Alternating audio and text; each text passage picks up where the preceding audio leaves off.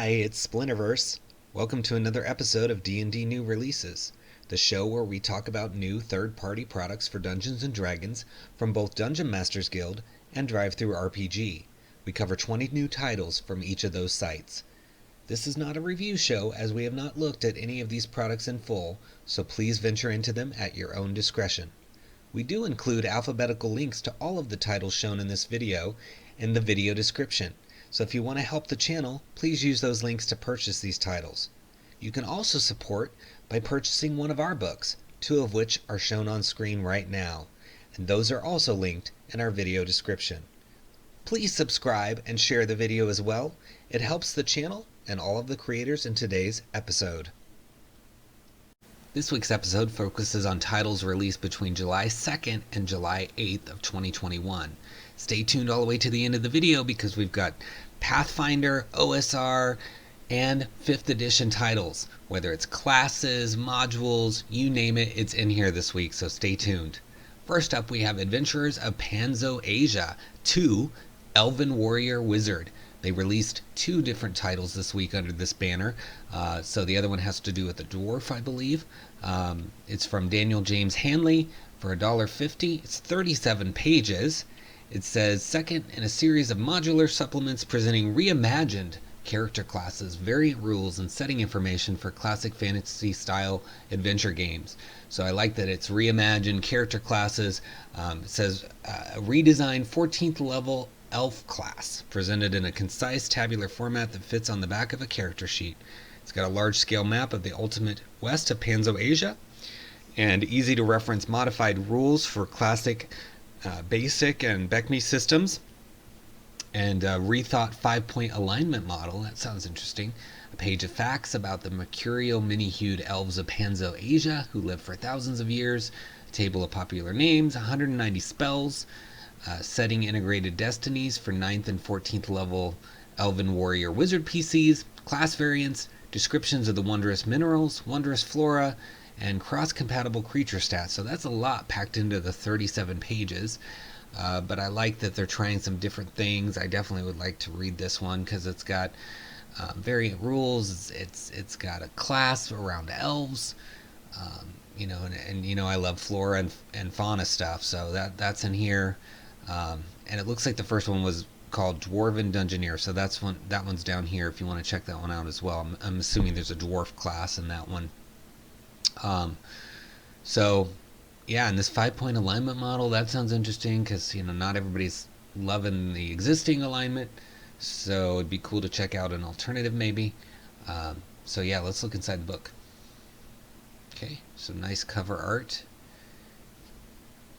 and some cool borders. You can see here kind of the table of contents. So here's the class, and then you've got the spells, destinies, variations, advancement tables, creatures, minerals, flora, so all kinds of good stuff. Classic hex style map, always nice to see.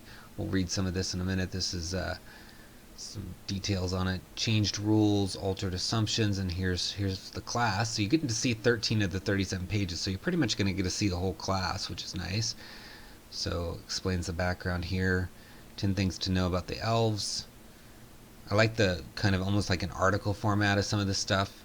Typical names for elves, spells. Yeah, very cool. Alright, so let's scroll back up and look at some of this stuff here. It says 10 things to know about the elves. So it says, while elves can live for 1,000 years or more, they can only remember the last 30 years of their own lives. Because of this, elves do not traditionally marry for life, but only for a year at a time. Custom allows them to have as many spouses as they like and take as many lovers as they like. Okay? Alright, let's look at some more stuff. Changed rules here. Every Panzoasian character class may advance to the 14th level of experience. In general, the Panzoasian classes are more powerful than the ones in the original BX rules, but also have explicit restrictions and weaknesses that should present constant challenges to the character. Okay. So, they're tweaking the BX rules a little bit. And it looks like there's going to be some ongoing support maybe, because they've released two different classes already in the same week with 37 pages each. I'm assuming the other one's probably around that. So, and it's only $1.50, so if you're looking for something BECMI, Basic, OSR to try, this could be a good option for you on DriveThruRPG. Next we have The City at the Edge of the Universe, and I absolutely love this cover. It reminds me of the 50s movies, sci-fi movies, a hex crawl survival adventure for overlords of Dimension 25. From Geek Rampage, it's $9.99. It's compatible with 2nd edition and OSR. It's already got a 5-star rating. It says, on January 7, 2029, the Pennsylvania National Laboratory conducted the first of a series of groundbreaking high-energy experiments. In a freak mishap, the entire lab, along with the nearby towns of Williamsburg and Buckshead, were thrown out of their universe and hurled into the strange new world of Dimension 25. Now that's a setup, right? So you've got these entire towns becoming fish out of water and having to like adjust to this new Dimension 25. I like that. That could be like a TV show or a movie for sure. Probably more of a TV show if you're doing a whole town. So it's an adventure scenario. It says it's the story of regular people transported through a freak interdimensional incident to the strange and dangerous world of Dimension 25. The adventure scenario is unlike most in that there is no linear narrative and no set endpoint. The adventure scenario is designed to serve as an origin story for the player characters, a prologue to the story of the campaign. This is the story of how the player characters found themselves in this weird universe and how they became involved in, well, you'll have to play the adventure to find out, it says.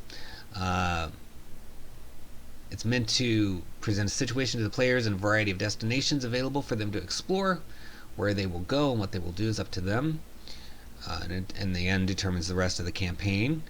And so it adds new classes to Overlords of Dimension 25, the Charmer, Civilian, and Expert, and it adds modern weapons and equipment as well as vehicles, both modern and futuristic, and vehicle combat rules.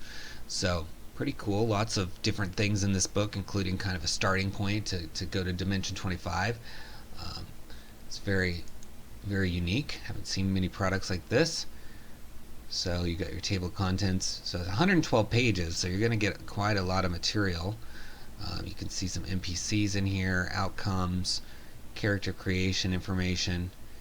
Here's the prelude for the dimensional event. Nice artwork. Yeah, consistent style of artwork and layout, very nice. Alright, look, they're fighting some Cybermen style guys, looks like. Yeah, and you get to see 33 of the 112 pages, so that's quite a lot to look at, so no reason not to check it out. So, let's see. Runaway. The player character flees from the fight, avoiding the encounter. This works. The consortium security forces give chase. If the encounter distance is less than 40 feet, they will take some shots with their stunners for 1 round as the characters flee. Player characters run 1d4 times 1200 feet, half the distance through wooded terrain before they are able to lose the troopers. The direction can be random or in any direction away from their intended direction at the game master's discretion. Once the player characters are out of sight, the troopers radio back to their platoon leader, who orders a surveillance flyer to try and locate them from overhead. Cool, so we've got some chase stuff going on,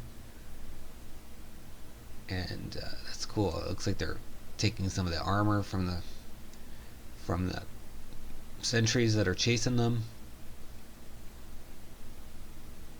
Yeah, so lots of fun in here if you're looking for like a sci-fi thing. I'm unclear as to whether you need some other game, because it says Overlords of Dimension 25 and it doesn't say in here if you have to have. I'm guessing not, because it normally would be down here, and I don't see it says anything about it, but maybe you do, maybe you don't. I don't know. So proceed with caution on this one. Maybe read more about it, check the comments, or Google it and see if there's anything regarding whether you need this. And if you're watching Geek Rampage, maybe add something in here about whether you need the game to play it. It sounds like you don't, because it says character creation in here, like this whole section. So maybe you don't, but I don't know. So check it out, DriveThruRPG.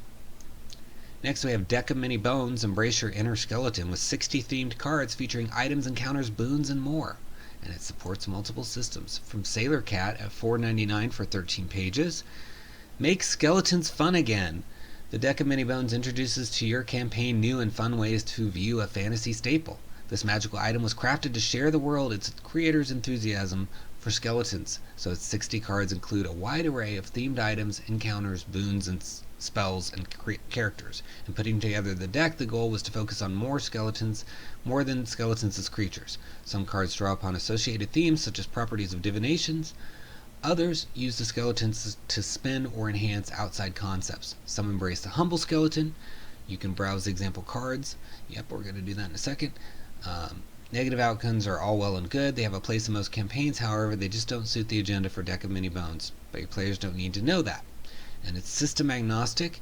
It strives for neutral wording and mechanics. If your fantasy system uses numbered dice and your setting allows for skeletons, it might be supported. So, yeah, this sounds like it would work for most things. Over here it says Pathfinder and Dungeons and Dragons, but probably OSR, BECME, all those good things. Let's take a look inside. So it's not like a print on demand cards. It's more of like an item like Deck of Many Things. So keep that in mind. So it teaches you how to draw the cards here, and then it basically gives you some intro stuff before going into the cards. So we're going to read some of these cards here. So this one's called Read Bones. The deck advocates bone literacy. You can now divine certain properties of bones by reading them. After touching a bone for at least 1 minute, you know the creature it belonged to, and that creature's appearance, general history, and when and how it met its demise. Okay, so it gives you kind of a little power for reading bones there. Skelevision. You gain the Skelevision ability. You may choose to activate this ability at will, but once you do, it remains active for 1d4 days. If a creature has a skeleton, you see only its skeleton. The rest of its anatomy is entirely transparent. Okay, so you can look at the skeleton instead of the normal appearance. Alright, an exploding die. It says an exclamation mark indicates an exploding die. If a roll results in the highest face value on an exploding die, the die is rolled again. Not only are subsequent rolls added to the initial roll, but subsequent rolls follow the same logic. Okay, so that's an interesting mechanic. So that means if you roll a 1d6 and you get a 6, you keep the 6 as part of the total, but then you roll 1d6 again and add to it. So I like that mechanic. That's pretty cool. So I enjoy the exploding die mechanic here.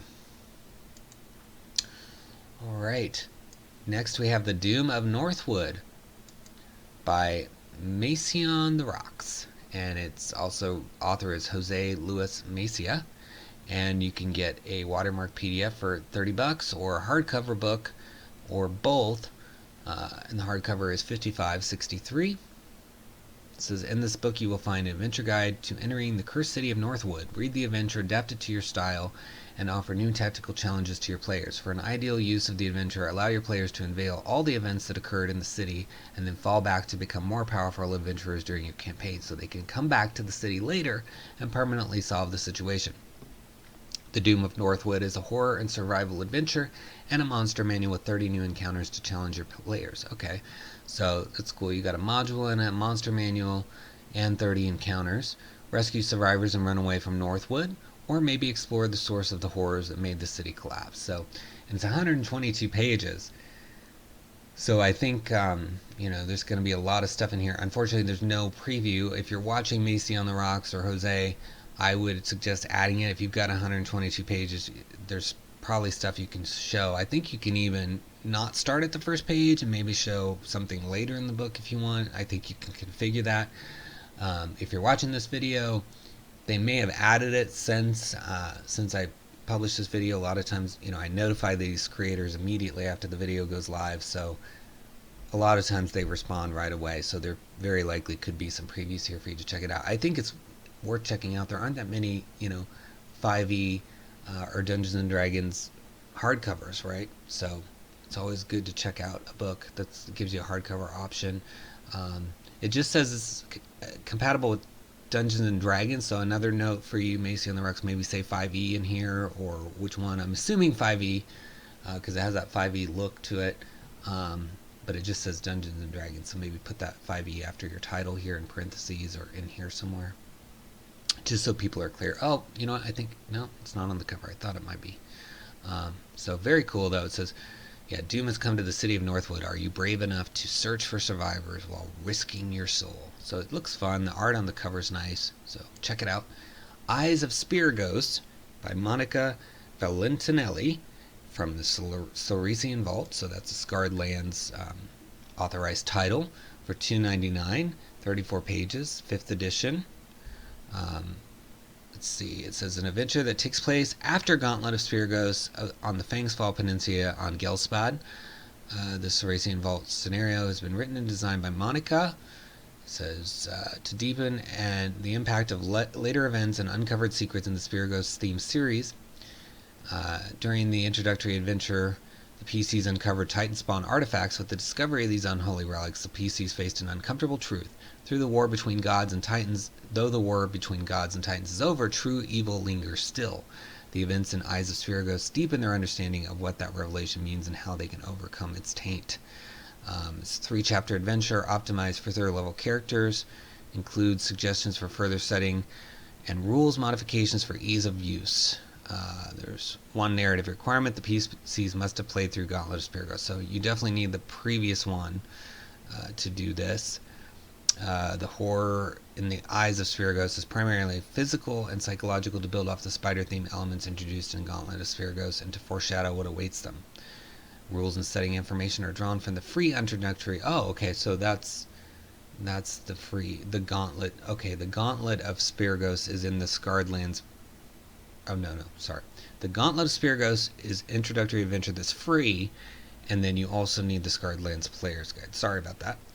And then it's recommended that you use the creature collection as well. But if this is free, then yeah, you could definitely get this and start with that, and then come into this. I wish there was a link in here to the Gauntlet. So if you're watching, Monica, maybe add a link to the Gauntlet so people can get that.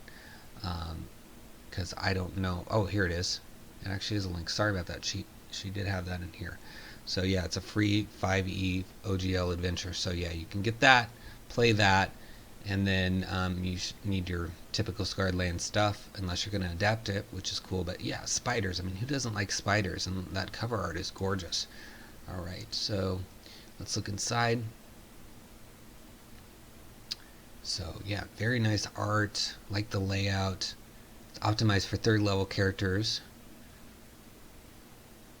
And it says, alright, in chapter 1, the party encounters an encampment on the road to Fangsfall. After fending off a Scar Twins attack, they speak with Sira Moral, a spy who works for a Fangsfall based noble, Lady Morana Sol. Sira and her ally, an enigmatic Cirrus from the Blood Bayou named Eliana the Keeper, have been instructed to gift the players with a gruesome map once used by Spiragos himself. This map, dubbed the Eyes of Spiragos, points to an unknown enemy of the Lesser Titan. This figure is rumored to possess information that could help the party neutralize the still active Gauntlet. So very cool.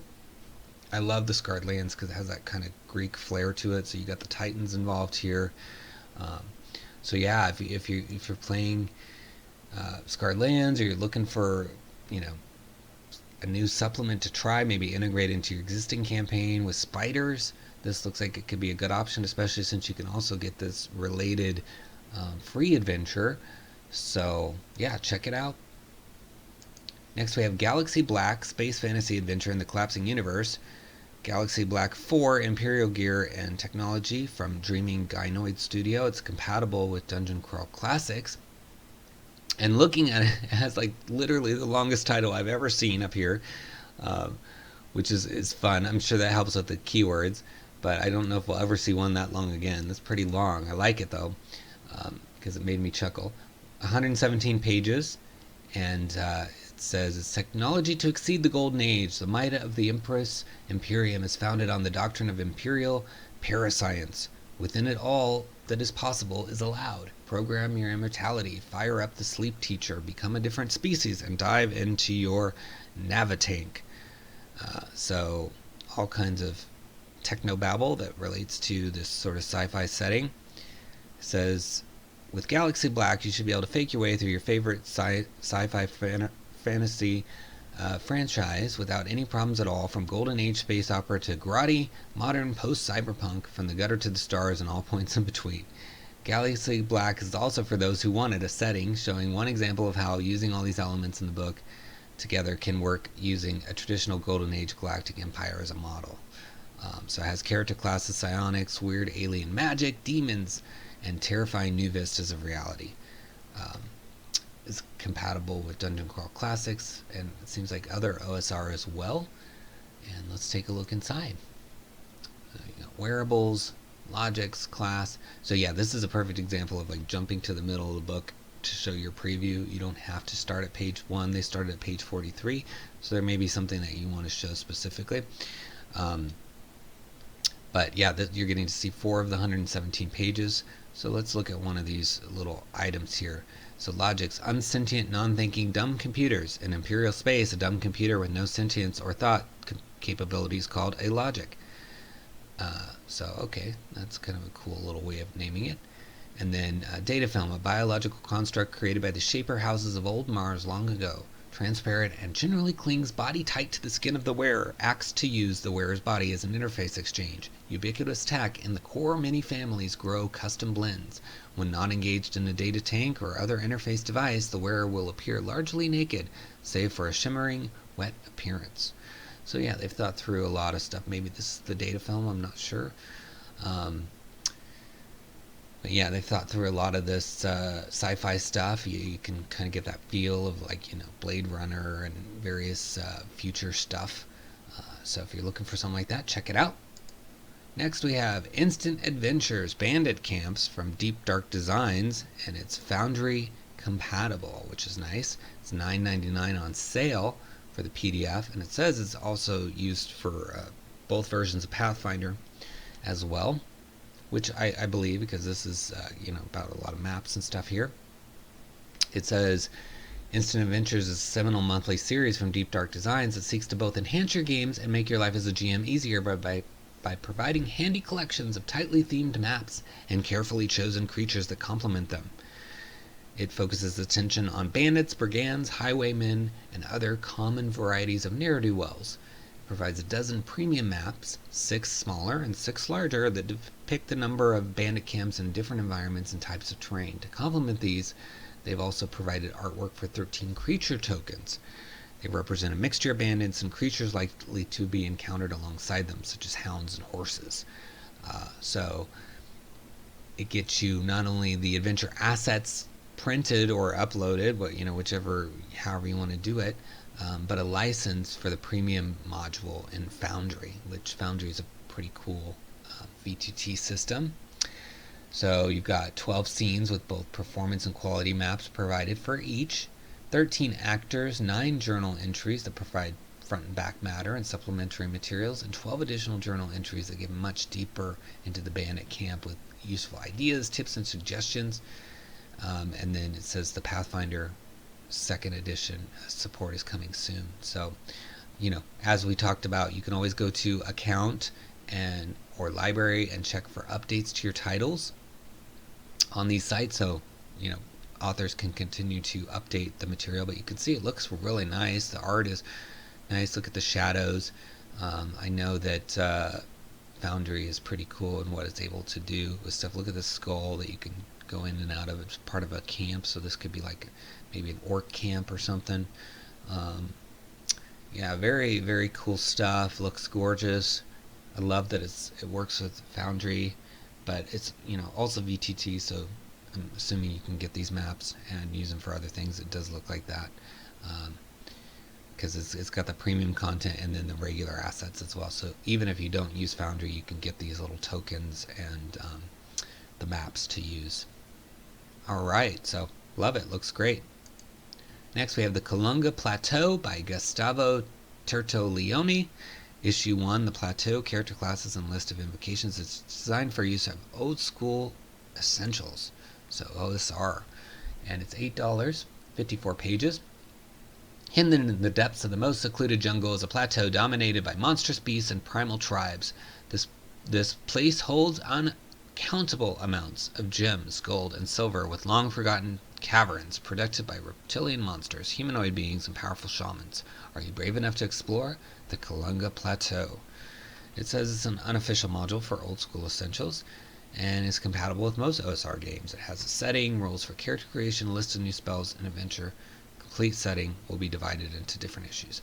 So this isn't like a zine where you're getting a mixture of stuff, even though it's called issue 1.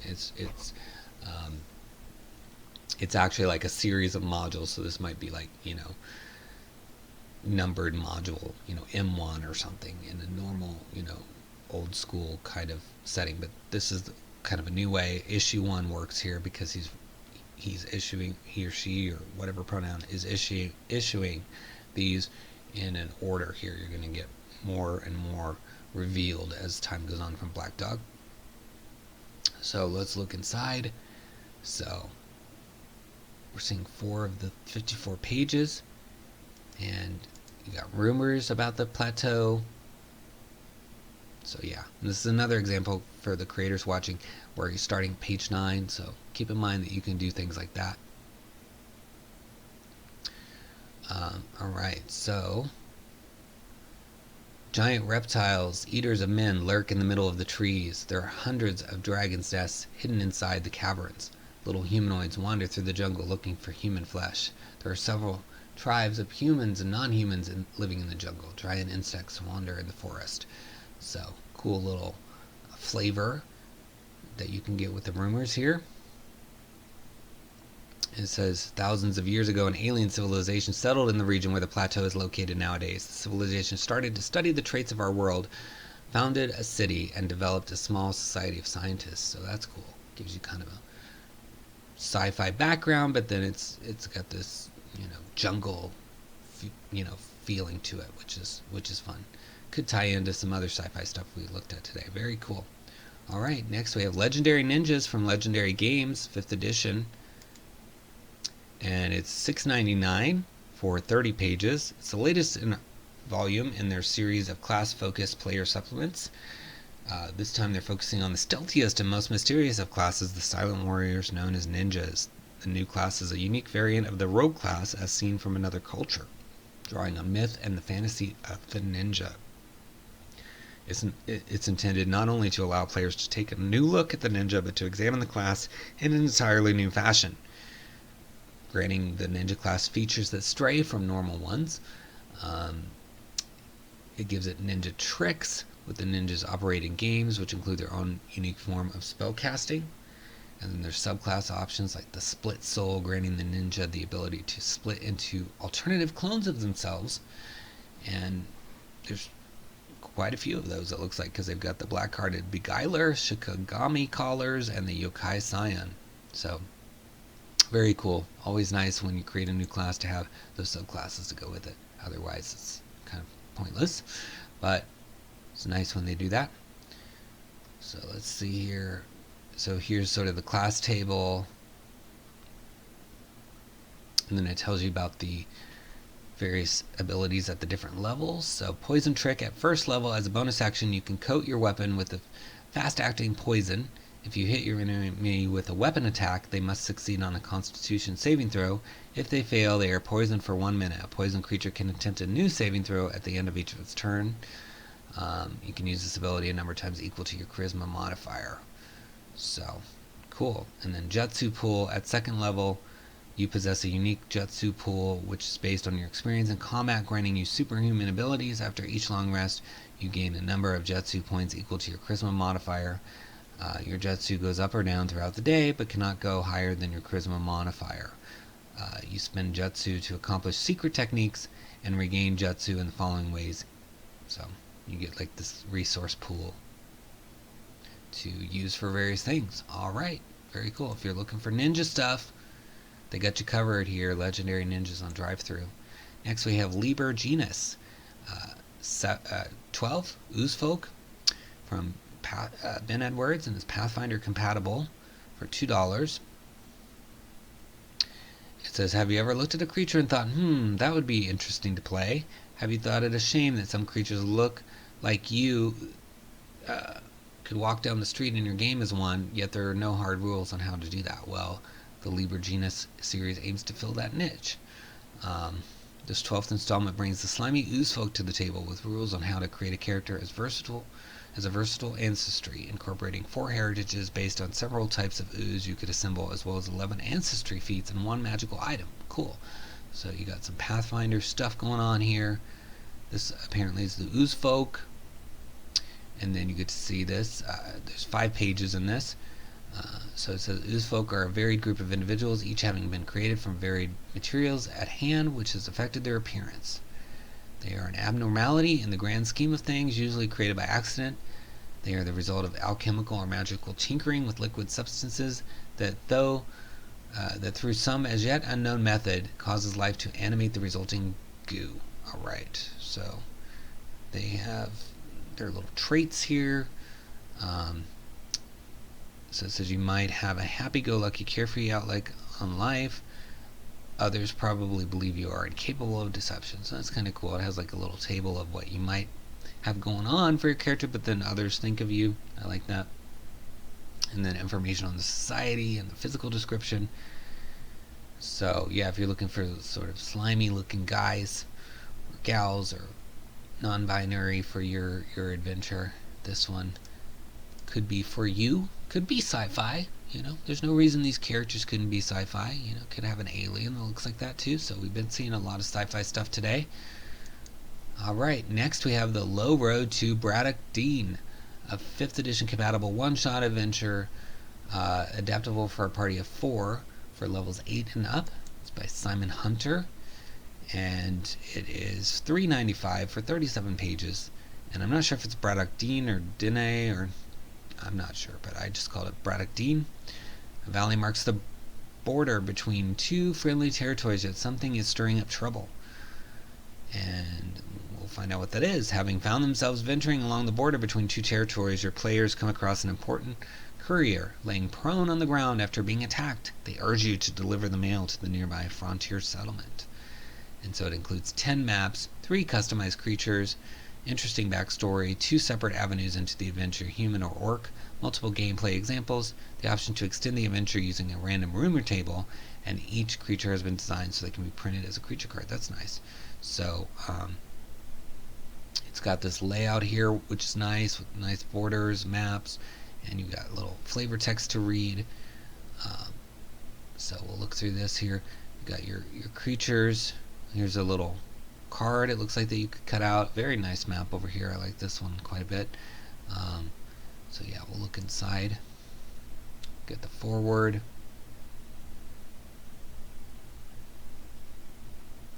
So let's go back and look at some of this flavor text here. So the party had performed several scouting runs to find a suitable place for the meeting as requested by mediator 𝙬𝙬𝙬. One such location along the stream was an open area with some large boulders, and it is here that the final meeting takes place. And then the party consists of 4 members, and they are considered prisoners. With them is the commander and 6 guards. The opposite side is made up of their own commanding officer, 4 prisoners, and 2 guards. When the exchange takes place, the 4 NPC prisoners return to their camp, leaving each side with 7 party members each. So you got a whole prisoner exchange going on, which is very nice. And then some new creatures with the 𝙬𝙬𝙧𝙬𝙧 Unrune. So I did not pronounce that right, I'm sure, but very cool.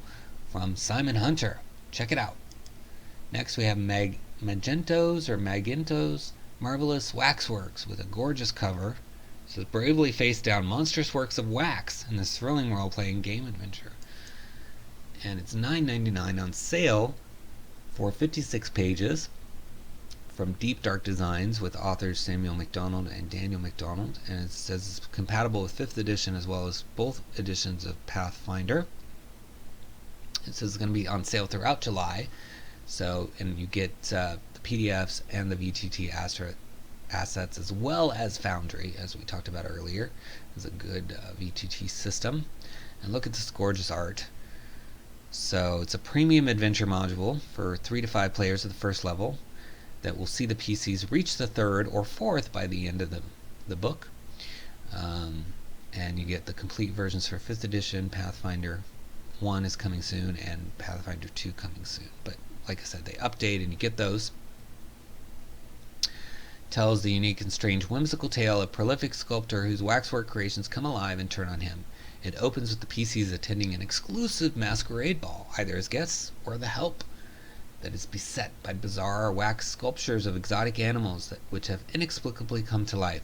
It then sees them journey to the strange waxwork museum of the sculpture's eccentric creator, Magento Baroness, before finally tracing the origins of the mysterious material to the nearby warehouse where the PCs are able to resolve the curious case of the wacky wax once and for all.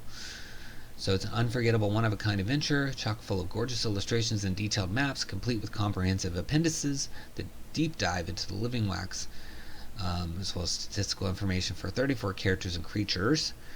You get a 56-page adventure, both PDFs, printer-friendly and regular, for 5th edition, and then you're going to get the Pathfinder and Pathfinder 1 and 2 basically later. Digital adventure assets, maps, artwork can be printed or uploaded into any VTT system, and then you can unlock the Foundry with the license that you get here. But look at how gorgeous this is. Such nice layout, really stunning. The artwork is just beautiful. Got all these beautiful looking tokens, very official. Yeah, couldn't really ask for more on the art front. So you've got the intro, nice table of contents. So there's sort of this appendices here with all this fun stuff, and then you've got your preliminary materials, and then here these are the 3 chapters of the adventure. So you can use the monsters background of the look at the adventure. This giant wax head here, that looks pretty cool. It looks like a cyclops they're making. And recent events, and then synopsis. It says the PCs are in possession of tickets to 𝙬𝙘𝙧𝙬𝙧's prestigious gala. All they need are suitable costumes and an explanation for how they've come by their invites. It says a just reward. Another guest at the masquerade ball whom you've undertaken work for recently has given you a ticket as an extra special thank you for a job well done. So this section kind of lists ways you got your ticket, which is pretty cool. You might be able to use those kind of methods for some other adventure as well. Costly opportunity. For more than 2.5 decades, Magento slaved away with the kind of common wax his forebears' calloused hands had worked with their whole lives. Then 3 years ago, Magento learned of a strange new wonder wax through one of his suppliers, a special wax harvested from a breed of exotic giant bees found in a distant land. Okay, well that's probably where things went wrong, using this special wax. So, but yeah, look at the fun they're having here, battling all these animals and people screaming and running around. Seems like the perfect setting for a battle, and it's very unique to things that I've seen out there. So I would definitely check this one out, especially with it being on sale. It's $9.99, so you're 1/3 of the price is gone, so you're paying only 2/3 of the price right now, and getting so much. You're getting all this VTT stuff, getting the Foundry module, you're getting access to the Pathfinder versions. I mean, so it seems like a really good buy, and if you do decide to get it, please be sure to use the link in the video description, because it helps the channel. Even if you use those links and buy something else, you're helping the channel. So definitely do that, and check this one out. It looks really good. Alright, next we have the Maze of Mezeria, Worlds Without Number compatible book here. It's from Earl of Fife Games, $7.95, 61 pages, authors Cody Lee and Jason Duff, and it says it's compatible with OSR, well, Worlds Without Number, of course. And then there's a print version, and it seems like that's free. You can get the print version by putting this in your URL bar. It says, brave the maze of Mezeria. There's but one chance for glory, but many for death. Venture forth with skill and guile, or join the doom of a long-dead civilization. It's a 60-page adventure for Worlds Without Number. Your players will explore a labyrinth full of secrets while fighting for their very survival. It works best for 1st and 2nd level characters. You'll find new backgrounds for Worlds Without Number, including the Pirate, Grave Robber, Initiate, and Explorer, a 60-page adventure that should last 10 to 20 hours depending on playstyle, a fully keyed map of the Maze of Mezeria, new adversaries including blobs, cannibals, minotaurs, and more, a full adventure summary, keyed for quick reference at the table, and much more. And so down here you've got some interiors which look really, really nice. I love the fonts that they're using, and this line art, and got a little map that explains what's going on there, and then more gorgeous art. So, like that. Let's see what it looks like inside. So you're going to see 11 of the 61 pages, including some of those ones that we saw earlier, which is nice. Ooh, more full-page art. That's cool. Paranoid PCs may make a wisdom notice skill check to ensure they are not going to suffer an ambush. Success confirms their initial thoughts. No one else is around. The corpse appears to be wearing ornate clothing, and from a distance does not look like to be in an advanced state of decay. A noble, perhaps? If they fail, they may grow concerned that this is indeed an ambush. Their heightened sense of paranoia adds +1 to their next physical saving throw. So it looks like they're dealing with, they found a corpse here, and they're concerned about being ambushed, because this is you know, the beginnings of the maze, it looks like, or starting part of the maze. So this is moving between scene 1 and scene 2, adds +1 system strain to each PC. So you're going to get kind of this strain that's building up, it looks like. They see their surroundings change with each step. The environment turns from a cave into a collection of art. Cave rock is replaced by murals and painted bricks. Dirty ground becomes carved marble floors. Even the ceiling glitters with the shine of precious gems and glistening metals. Glimmering torch sconces burn ceaselessly along the path, offering just enough light for the way ahead to be visible. Very moody setting, which I like. And mazes are just fun. Especially, you know, your characters can kind of get lost in there. And, yeah, so I would check this out if you're looking for, like, a labyrinth style of intro, or if you're just looking for something for Worlds Without Number, because, I mean, that's very popular OSR setup there that you can try. And, yeah, you've got lots of nice art in here to look at as well. So go to DriveThruRPG, check it out, use the links in the video description. Alright, Murkrag's Compendium Cards Armor. And they released several sets of cards this week, but we try to feature just one from each creator. And you can see here it says embossed US poker cards in a tuck box. So these are actual cards that are going to be printed for $24.95, and the number of cards is 84 of them from Goblin Society Games. And again, this is just one set. They have other ones that are probably going to be shown below when we get down here, but so, the well-oiled door swings open with ease, releasing a wave of incense and warm light onto the city streets. A smiling half-orc beckons to you, his wide-brimmed hat casting a light shadow across his face. Welcome, Travo. It's you again. Not satisfied with just the compendium, eh? Looking for something a little more portable, perhaps? So, yeah, this little portable compendium of stuff. Look, so you get the sketch of the Night Stalker armor, and then you get all the information on it. So we can't read the whole thing because it's kind of cut off there, but it's got uses 1, and then here's the dimensions of the cards. So they're poker size, 8 sets of light armor, 21 medium, 8 heavy, and 36 wearable accessories. And then I guess there was a book, Murkrag's Compendium of Curios. So this is kind of comparable to that. I don't think you necessarily need the book because I'm assuming all the information's on here. Maybe you do. I don't know. So check that out. So down here there's some bundles that contain all the cards, or at least 4 of them in this one and 3 of them down here. So, and then here's the compendium. So yeah, I'm not sure. So if you're watching Goblin Society, you might want to clarify if you need the compendium or not. I'm saying maybe not, but I'm not sure because it's kind of covered up here, so I can't say. But in any case, it's fun to have printed cards already printed for you. You don't have to get the PDF and print them and cut them out and make sure they're lined up properly and all that fun stuff. Nothing wrong with that, but it can be frustrating. Or if you don't have a printer, maybe you can't even do that, right? I don't happen to have a printer, so I don't print anything. But this is already printed for you in a little tuck box, so that's really cool. And like I said, armor's not the only category. They got weapons and other stuff. So click the link in the video description and go check out what all's there. Next we have the Mysteries of Akartha, a player and setting primer for the mystical island of Akartha from Christopher Harding for $2.99, 14 pages, and it's 5th edition. It's a mystical island with a time-lost past, now inhabited by those that wish to uncover its secrets, from the coastal capital of Estalia to Sidlung, which stands shoulder to shoulder with the frigid mountains of the north.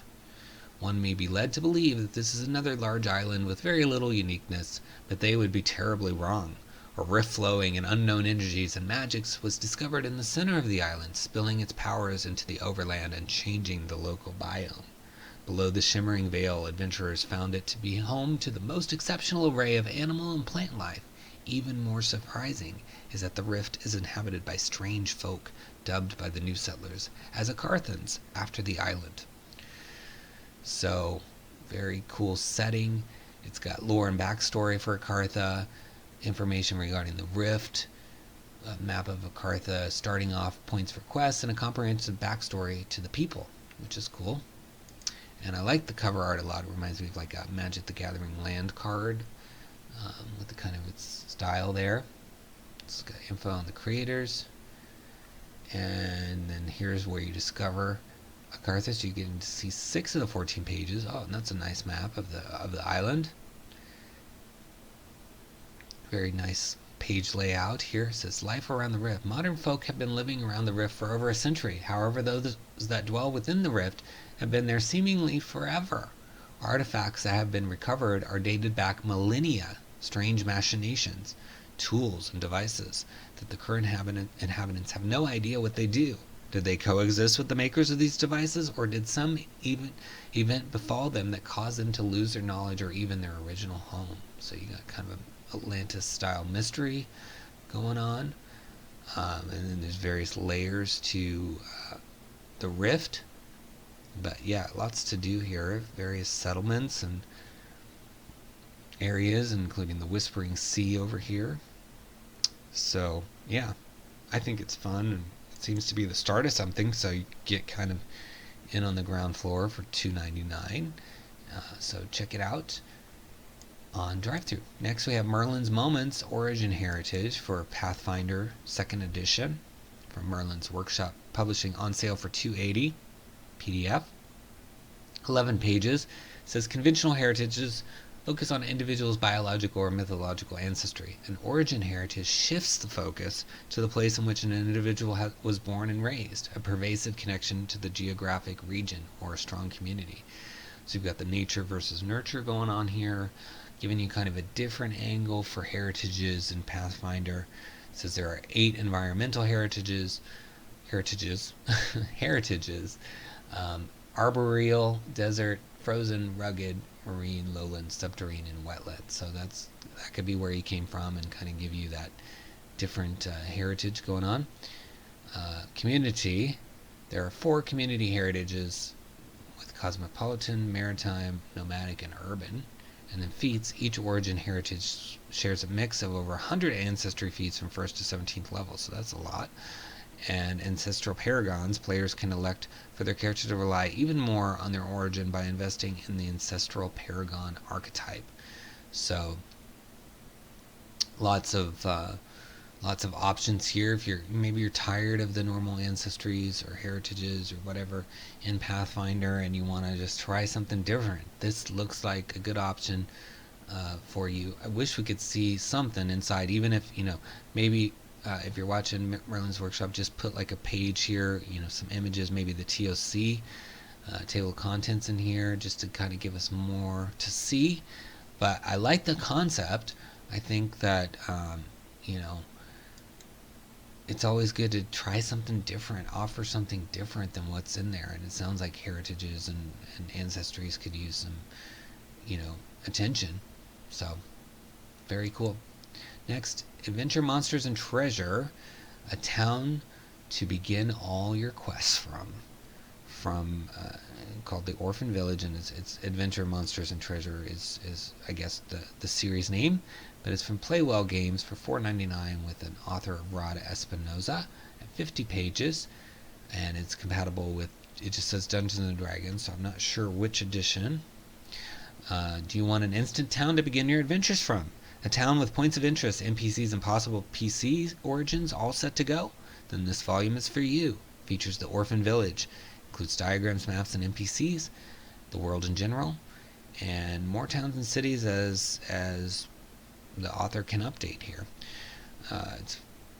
Let's take a look inside and see what we got. So you get to see 12 of the 50 pages. That's a gorgeous map there. And then Evrion, it says United Crowns. Not sure. I think it's making everything kind of small because of this big thing here, because it's got a 32%. So let's see if we can zoom in. But see, now I can't get over there. Yeah, as gorgeous as that map is, guys, what I would do is put this map in your catalog page as a big image, and maybe make this preview start after this map, because you can see we're not able to really read much because it's getting cut off, which might be fixed, guys, by the time you watch this video. A lot of times these creators fix stuff immediately after the video premieres, because I notify all of them that they're in the video. Okay, now it's letting us see stuff because we're clicking on it. Okay, that's good. But again, a viewer might not do that. So, and I had to zoom in to this to get there. The Empire of the United Crowns have reached across the seas and taken the continent of Evrion and the island cities and renamed them after its own image. The flag that flies on the United Crowns is a big banner with 77 stars and a spiral symbol of 77 principalities that came together to form this gigantic nation, which now conquers everything. 11 stars and 7 rows meeting at the center in a spiral formation. So, kind of a cool, massive empire it looks like you're a part of. Look at how big those ships are. More cool art. I wonder if this is based on a particular, because I see all these sort of manga or comic book stuff in here. I wonder if it's based on that. But I like it. I like the look of it. The sliding drawbridge. The village has arguably the deepest moat in the colonial kingdoms of the United Crowns. It is a product of the Argo-Dorian age, when mechanical works were common. It is powered by people simply walking inside a huge wheel. The bridgeway is guided through a pair of rails embedded into the rock from the immediate entry foyer of the entire fort area. Cool, so you have to walk, they have to walk in these wheels to power it. Looks like, cool. Different drawbridge. Yeah, so you could even just take this drawbridge and use it in some other adventure, but lots of cool stuff. I like these maps. The artwork is really nice, and you get to read like a comic as you're going through it. So check it out on DriveThru. Next we have The Vast in the Dark, a zine about exploring dark and alien megastructures of an infinite realm, from Feral Indie Studio and Charles Ferguson Avery. It's $6 for 20 pages. It says it's system agnostic, but it lists Dungeons & Dragons and OSR as options. Seek the empty, the broken, and dilapidated. It is closer than you think. Search the uncanny, the hidden, and the wrong. They are unsettling to you. Observe this spot with your eyes, your hands, and breath. Let it inside you. Whisper so that only you may hear. I wish to see the vast and the dark, and fall backwards without fear. You are already there. Kind of a cool, moody intro there. Sky is black as night. A tectonic rumbling can be heard overhead. The ruins sprawl out of the fractal madness, their shapes incoherent and puzzling, and a vast sea of colorless sand stretches out into the darkness, broken only by the titanic pillars that disappear impossibly into the lightless sky. This is the vast, a liminal realm hidden far away from our own, always waning and on the verge of collapse. It is host to countless lost souls and alien treasures hidden within its crumbling ruins. So it's an exploration setting and takes place in a crumbling alien wasteland filled with brutalist megastructure ruins. Includes tools for generating massive areas to explore, as well as unique player options and gameplay changes to keep the focus on player choice and ingenuity over dice rolling and chance. So once again, we're seeing kind of an alien landscape. There's always a theme every week that just emerges from the collective subconscious here. And this one is kind of Alien Week, I guess, because we've got kind of this alien setting here. We're seeing a lot of that, which I love. And this artwork is really nice. So it's got brutalist alien flavor. The setting is a lightless wasteland populated by brutalist megastructures. Small societies of and factions have cropped up, settled within the various ruins, attempting to survive and remain sane. The main goal of this scene is to provide GMs a toolbox to build a massive hex crawl map, a local area within each hex, and dungeon complexes with those smaller local areas quickly and easily enough so you can do it on the fly. Some feat perks with flavor from Ruin Plucker to Vacant Amygdala, designed to give weird tools for the player to use and exploit. Navigation, inventory, and exhaustion system. Nice. Optional horror elements and a soundtrack. So you get a soundtrack for this as well. It's got a link to that and a Bandcamp link here, so you can check that out. But how cool, give you a moody soundtrack to go along with this. I'm assuming you get that in the files. Please correct me in the comments if I'm wrong. But yeah, this seems like a really fun one. I love the art, also very manga looking here, and at least in this one. But this one is awesome as well. Look at that, all the pockets on the front of this, and some sort of pictures inside of a piece of jewelry. So that's awesome. Yeah, check it out. Click the link in the video description. Next we have Warlock, Night of Madness, Fire Ruby Designs, and this one is available as a hardcover for $27.52 or a PDF for $6.88 on sale, guys. OSR, and the author is Greg Saunders. It's a supplement for Warlock, the old school role-playing game inspired by the early days of British tabletop gaming. An ancient evil is discovered and the kingdom is threatened. In this campaign of 5 interlinked adventures for the Warlock role-playing game, the characters are drawn into a plot to unleash an ancient evil over the kingdom and bring the world of man to its knees. Through desperate battles, stealthy rescues, and in the depths of lost catacombs can the adventurers outwit their foes and stop the unleashing of the Night of Madness. I don't know. We'll have to play it to find out. Could be they could stop it. Let's see. Alright, so you've got your table of contents. Quite a lot of stuff. You know, it's 126 pages. So you're going to see 10 of those here. So let's read some of this so you can get the feel of it. Ambush. Baldwin suggests that they travel together to meet Moonfallow, an elf wise in the history of the kingdom. Moonfallow travels the region with a group of royal rangers, collecting lore from the peoples, birds, and beasts he meets. The characters travel the wild to locate Moonfallow and his men. Moonfallow tells the party some of the history of the staff and suggests some of its powers. So there's this mysterious staff involved. He tells them that a group of unmen has been seen traveling down from the north and heading toward Jarlberg. Moonfallow and his group plan to hunt down and ambush the unmen and discover their purpose. After the battle, a captured unman reveals they were summoned down from the mountains by a powerful demonologist. Victor, in possession of the staff, it seems more are on the way. Moonfallow asks the party to accompany him to relay the word to Jarlberg, while the rest of the group scout the oncoming unmen. So I don't know what unmen are, but that sounds like a cool name for some enemies. And there's a staff involved, so looks like a prescription for fun. And you've got all kinds of stuff happening because there's various scenes and NPCs that you can work with. And you know, this must be the staff or something here. Maybe even a different weapon, I'm not sure, but that's awesome. Cool looking art. Like the borders, different style of typeface, gives it a different feel. Very cool. So if you're looking for that old school fun with Warlock, this is a really good option. You know, there isn't much produced for Warlock, so you know, if you're looking for something to add to it, this could be a really fun option, especially because you have hardcover going on and you can get both of them for the same price. So right now, this price for the hardcover by itself and the hardcover with the PDF are identical, so why not just get both, you know? I think that's a great deal. So yeah, check it out on DriveThruRPG. Next we have the Wizard's Tower issue 2, the Arachnomancer from Etheric Dreams. It's on sale also for $4.99 by MG Alicia and Etheric Dreams. It's 21 pages.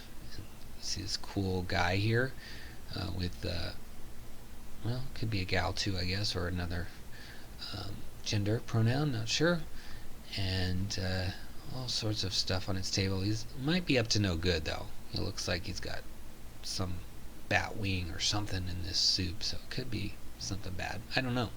The adventurers put their feet up for a well-deserved break at a nice warm tavern. Tonight, however, the traps run dry. Not on their watch. What follows is a simple OSR-inspired system to describe a wizard's tower. It is designed to be incorporated into your campaign world using the rules you feel like using. So that's nice. It's, use it with any system pretty much.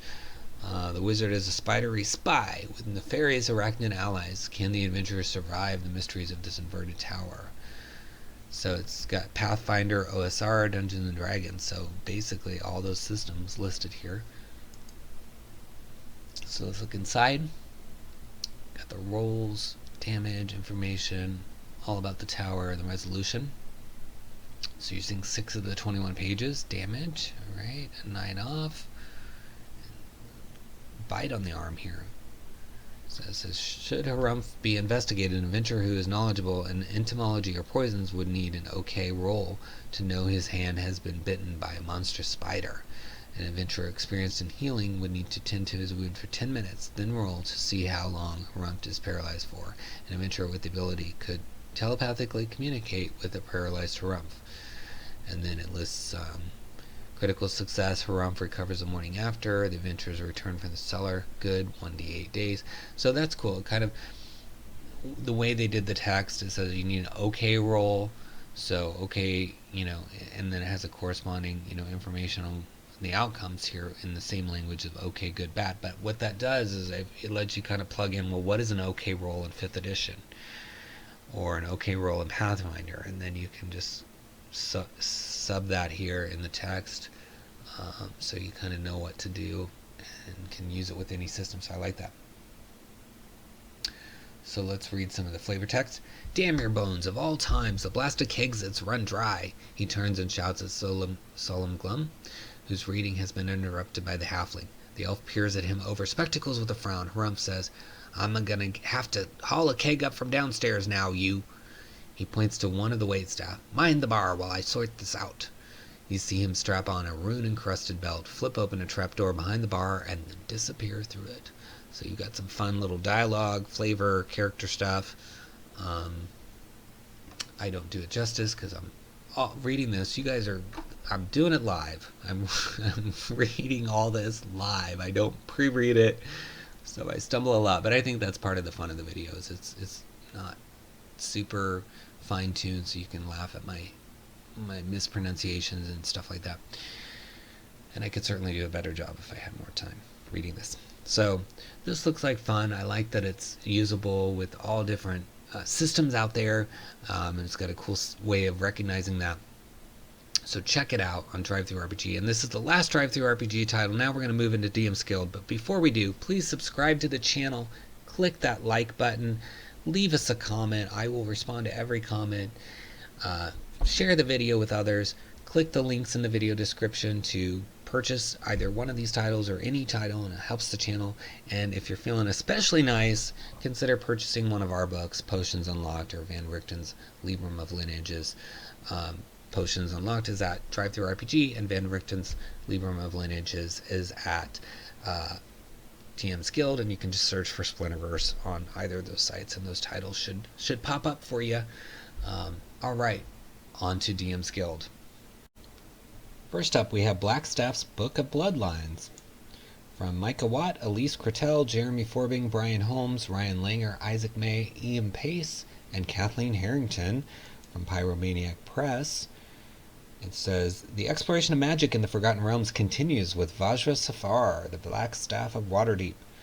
The book presents 31 new archetypes for the Sorcerer class, each with tailored spells to add depth and flavor to your game experience, for a total of 126 new spells. So that's interesting that the spells are kind of aligned more with the archetype rather than just kind of general spells. That's a new way of doing things, which is interesting.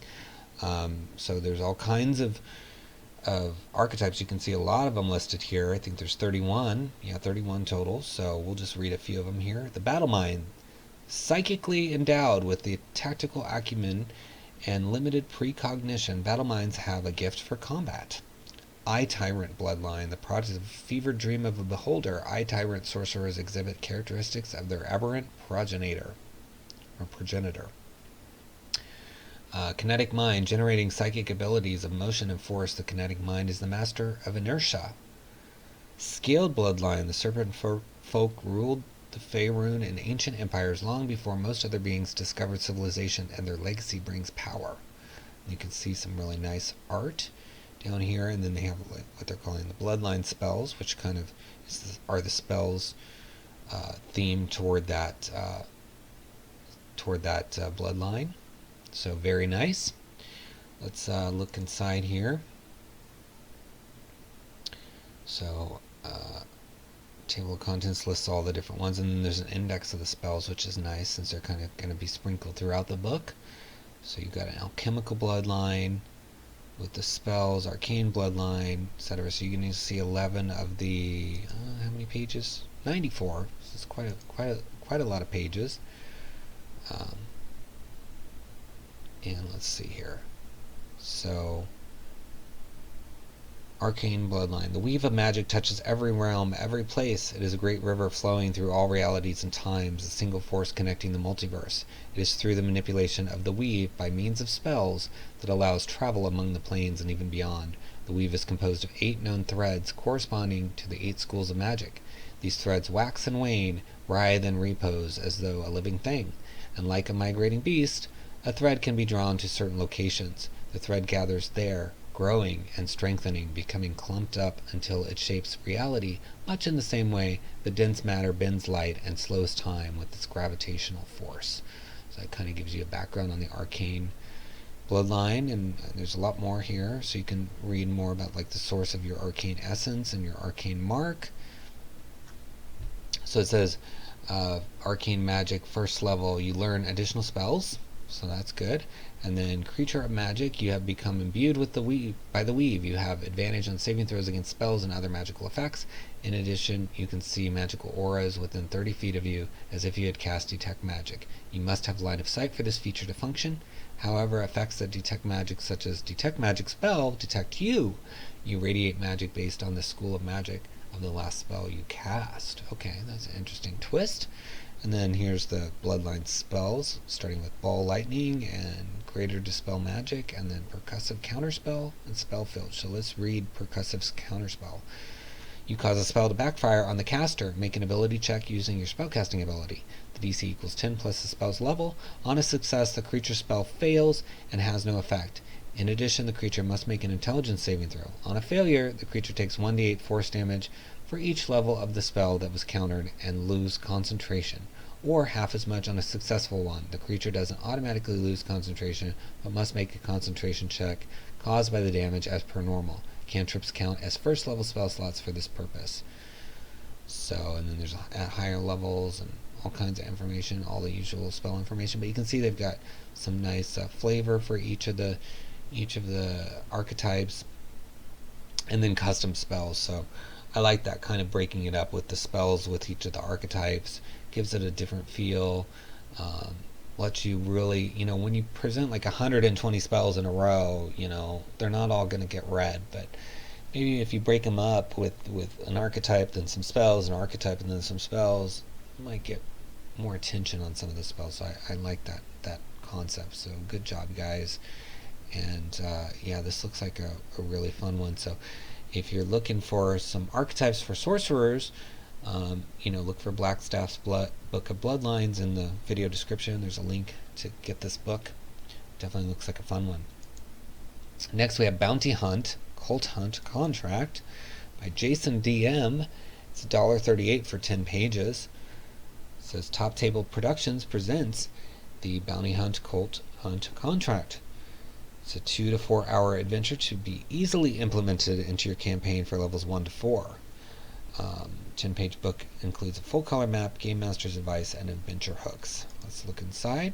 So you get to see 2 of the 10 pages. So you've got an adventure summary and flavor text, and then cool map. Like the map. It's a logger camp, it looks like.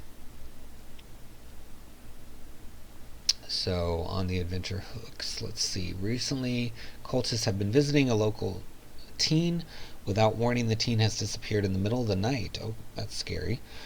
Her mother and father are worried, sick, and are willing to pay all they have to see their only child return. Yeah, that's definitely not good. So they've got to find that girl. So that must be why there's a cult hunt contract out there. Says the missing girl's home is a basic farmhouse. As you approach the door, an older male human answers, "Here, about the bounty posted," he asks eagerly. So he's kind of trying to see if the adventurers are going to help. So hopefully they do and save this teen. But yeah, I like the layout and the kind of the different type stuff that they're trying here with like this background on the heading. That looks really nice. Very cool. Check it out. DM's Guild. Next we have Night Below, an Underdark campaign. It's from Classic Modules Today. I think it's in the list below as Classic Modules Today. Night Below. And it's a conversion guide. So it takes characters from levels 1 to 14. So you need the original early edition version of Night Below, which is 2nd edition. And then this book to convert it to 5th edition. But this book is 96 pages, so it seems to have a lot going on from Mark Stout for $5 to kind of get that module updated. So it says in 1995, TSR published the campaign adventure called Night Below for AD&D 2nd edition, and it was a box set consisting of 3 64-page rule books, player handouts, all that stuff. This conversion includes extensive notes on how to run this 3-part campaign adventure. All notes are divided up by book to make the reference easier. NPC structure, motivation, tactics. List to show you what creatures are referenced in the page of the book where you can find them. List of magic items, including references to the original book pages. 96 custom NPC stat blocks. So 96 pages to convert this. That's a mammoth effort, guys. It saves you all the trouble, right? You don't have to go convert these, because those were pretty popular back in the day, and they have a lot to offer, I think. So this preview will give you that. Look at this stunning magic item list with all the page references, traps. Yeah, I mean, this is pretty well organized stuff.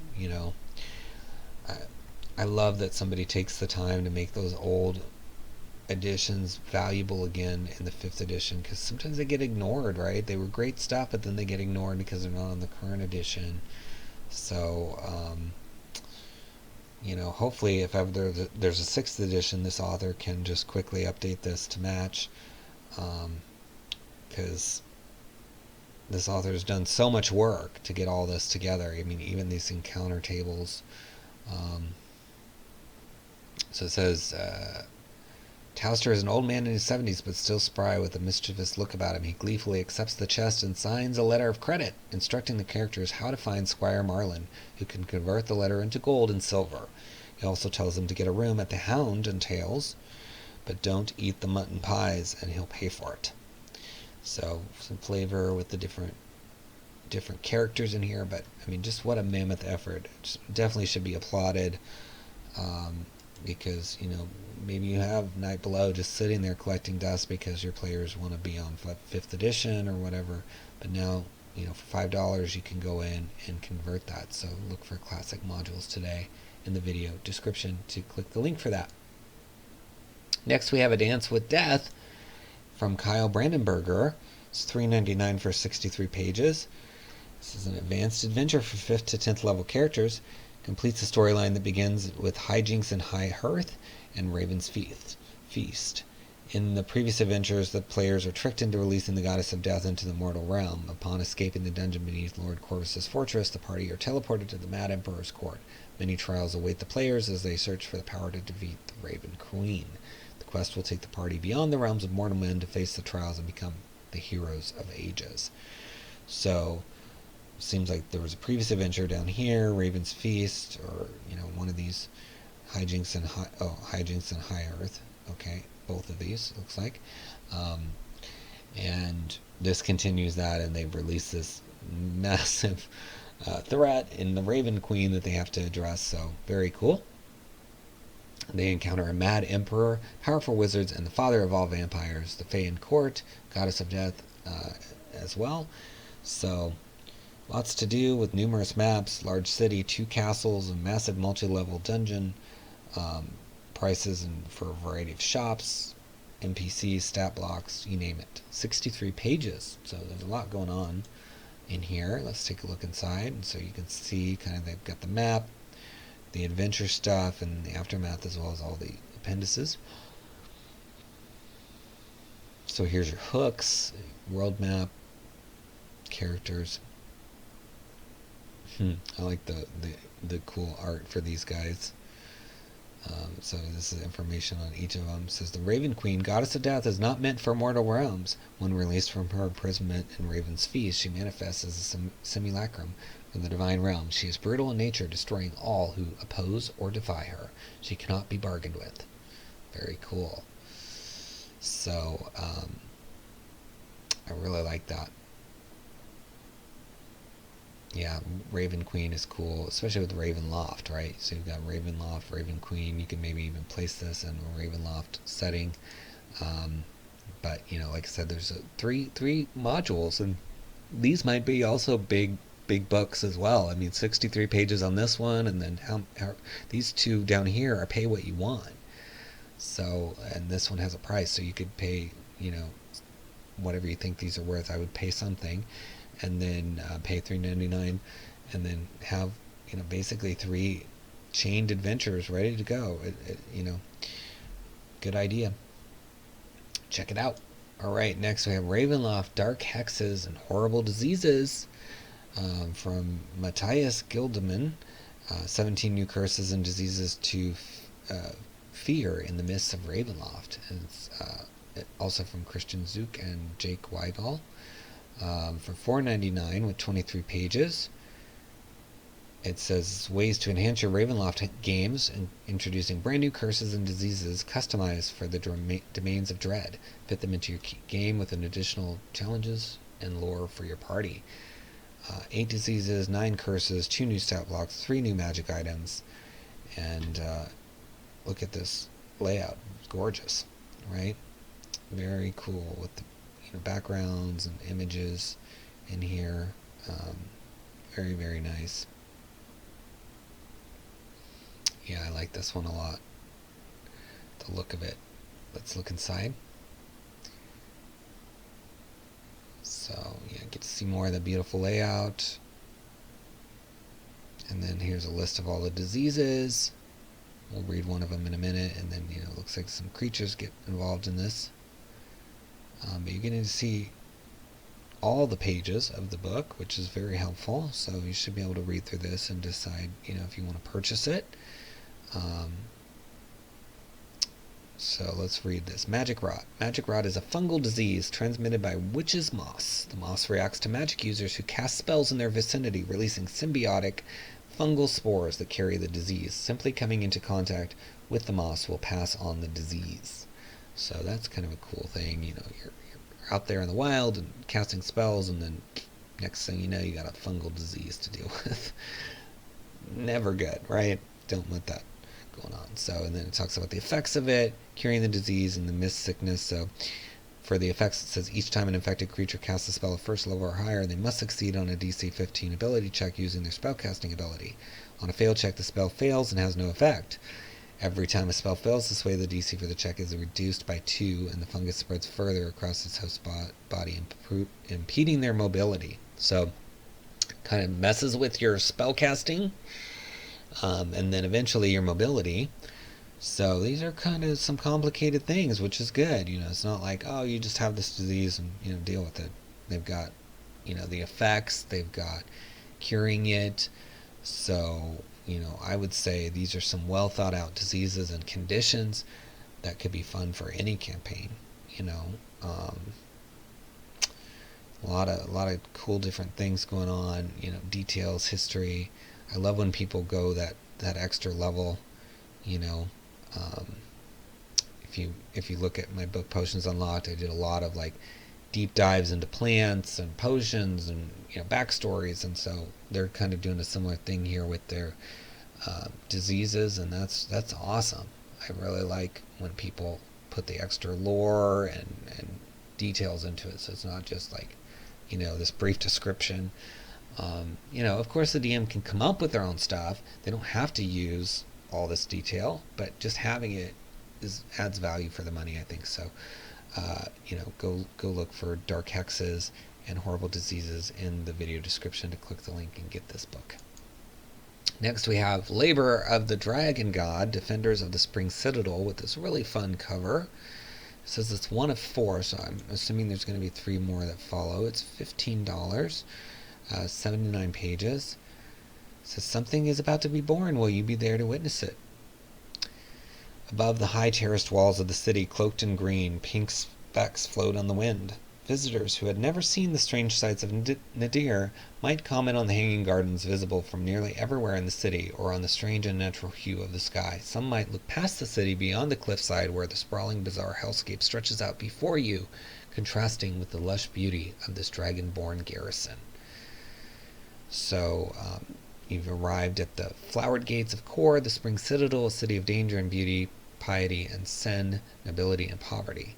The city has recently thrown open its gates to the rest of the continent of Faerun, inviting foreigners to explore the winding streets and view the beautiful spring blooms. So if you're playing in the Forgotten Realms, this will work for you, but maybe you could even move it somewhere else.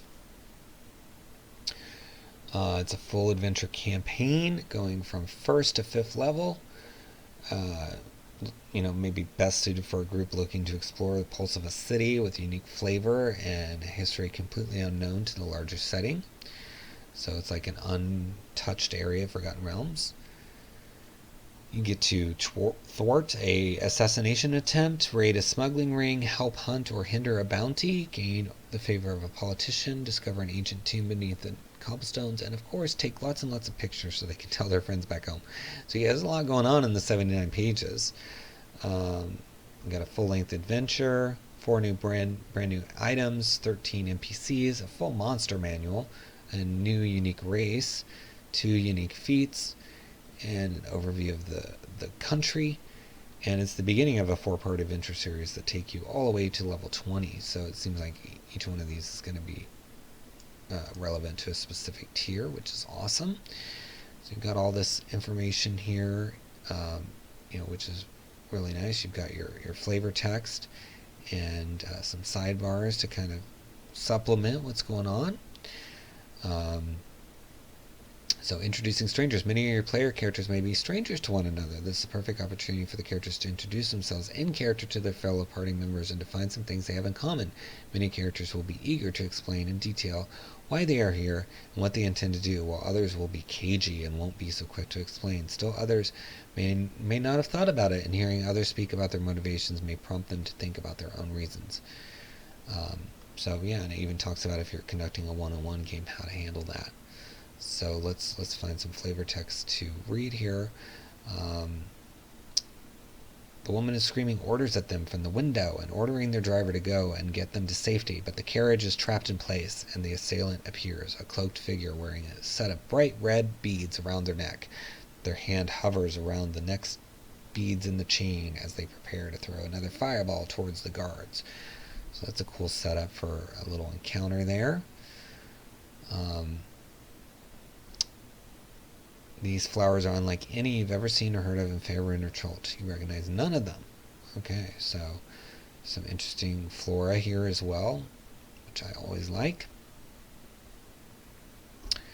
Alright, so very, very cool.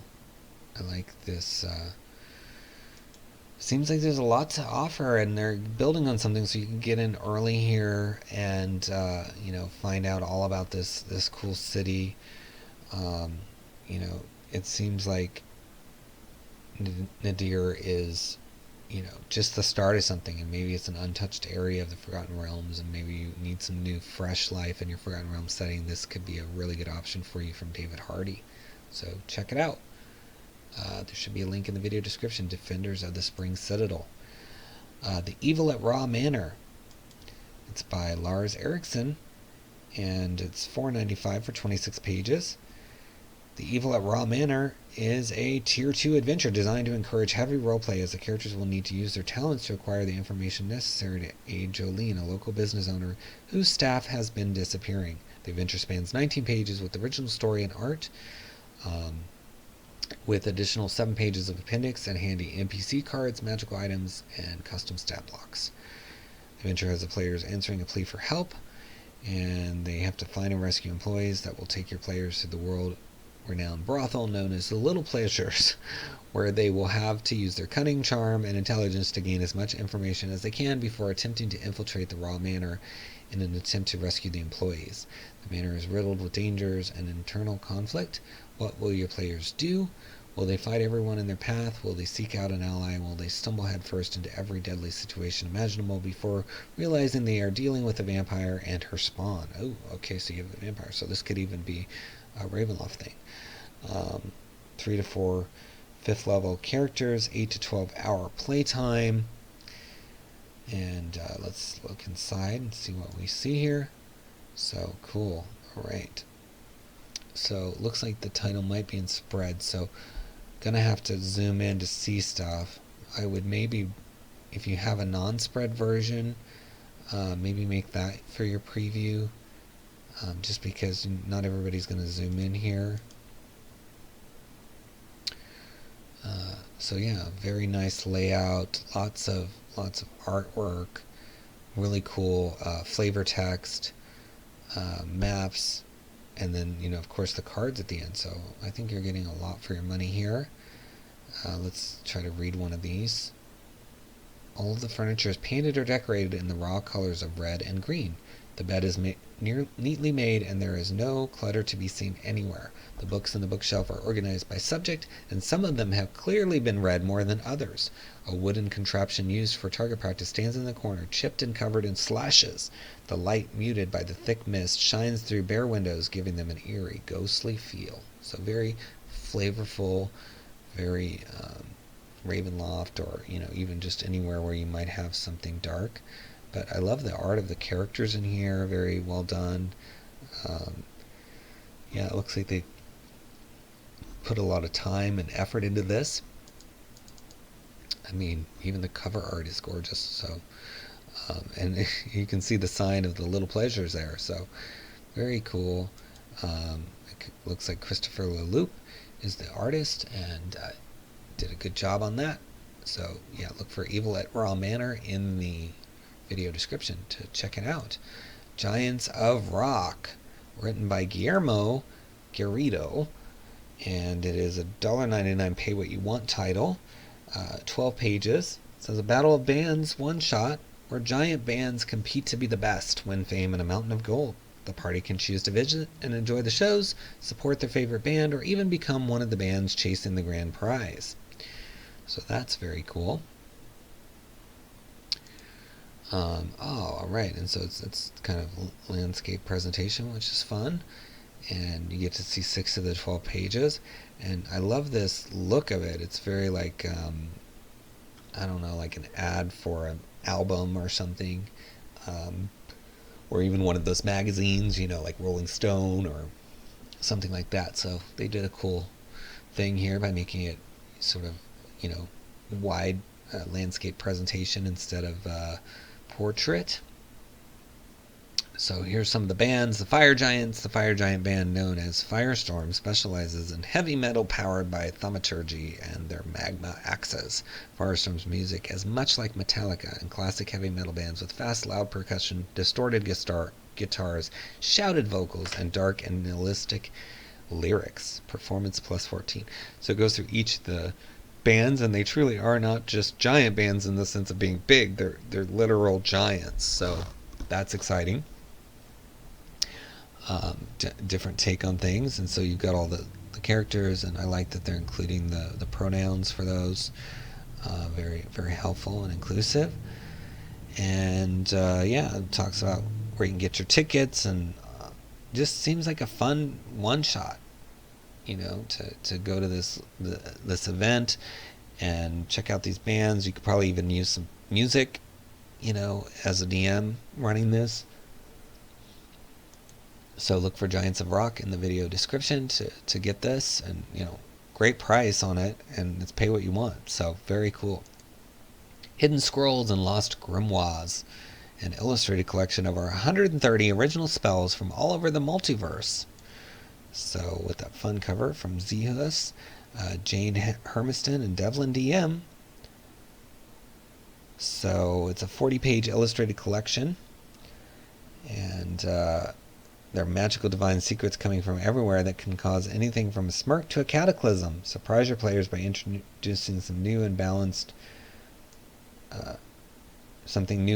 for them to face and use. This includes 6 stat blocks for creatures that can be summoned or called. So very cool. Look at this interior here. So you've got all the spells listed, including 20 cantrips. So that's nice.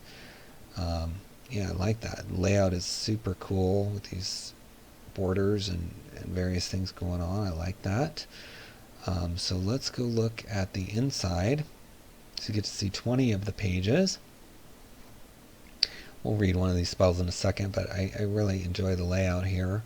They did a really good job with this. And yeah, let's look at Magical Drain here. It's a 4th level necromancy. You attempt to drain the magical energy of a creature within range. If the creature is a spellcaster, it must make an intelligence saving throw. On a failure, it must discard 2 spell slots at the 1st level or above, which you take for yourself, up to a maximum number of spell slots. On a success, it loses only 1 spell slot. If the target is not a spellcaster or has no spells left, it takes 4d10 necrotic damage instead. In addition, if it fails the saving throw, it is stunned until the end of your next turn. So playing with some spell slots there, kind of a different mechanic. I haven't seen that before, so something new to try.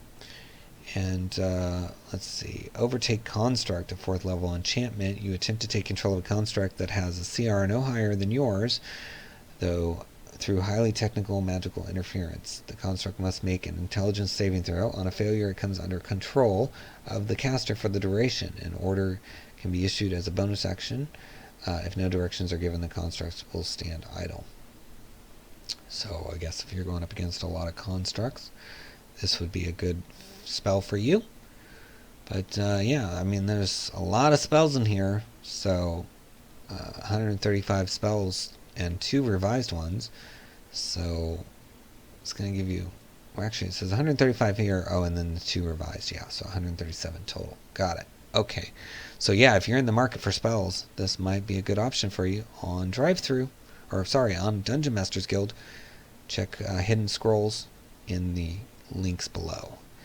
The Shadowed Hollows, a Gazetteer, maps and descriptions, an underground city, and 3 short adventures from PJ Perello, $4.95 for 37 pages. So, how did you get here? Let me explain. No, there is too much. Let me sum up. Rescued a retired hero's hapless nephew from goblins at some ruins on a hill. Found out there aren't any goblins, but spider creatures called 𝘏𝑡n instead. Uncovered a 𝘏𝑡n plot to start a war between the surface world and the drow. Got convinced to try and stop the war. This is kind of a quick, step-by-step of what happened. And it says, you now stand at the entrance to a massive cavern filled with all manner of aggressive creatures. Yep, that about sums it up. And now here you are in this giant cavern, thousands of feet beneath the surface. All you have to do is pick up that Choldrus trail again and manage to navigate the many factions vying for control of this little section of the Underdark. So, Underdark fun.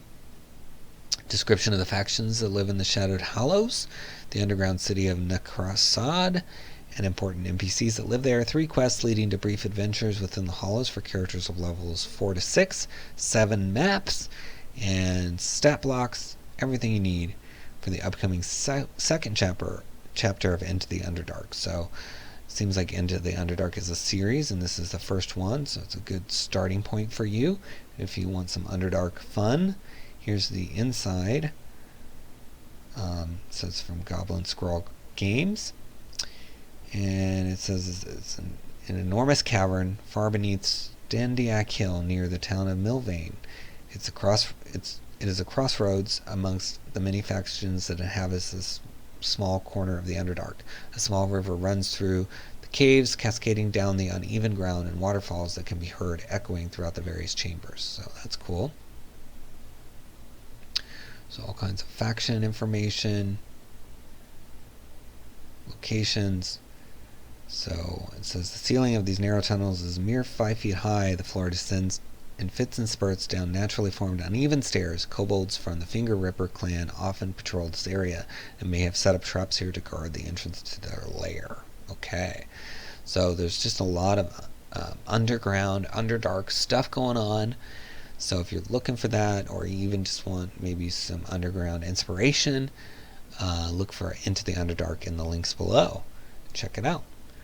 Forgotten Realms, the Metahel Pantheon of Anchorome.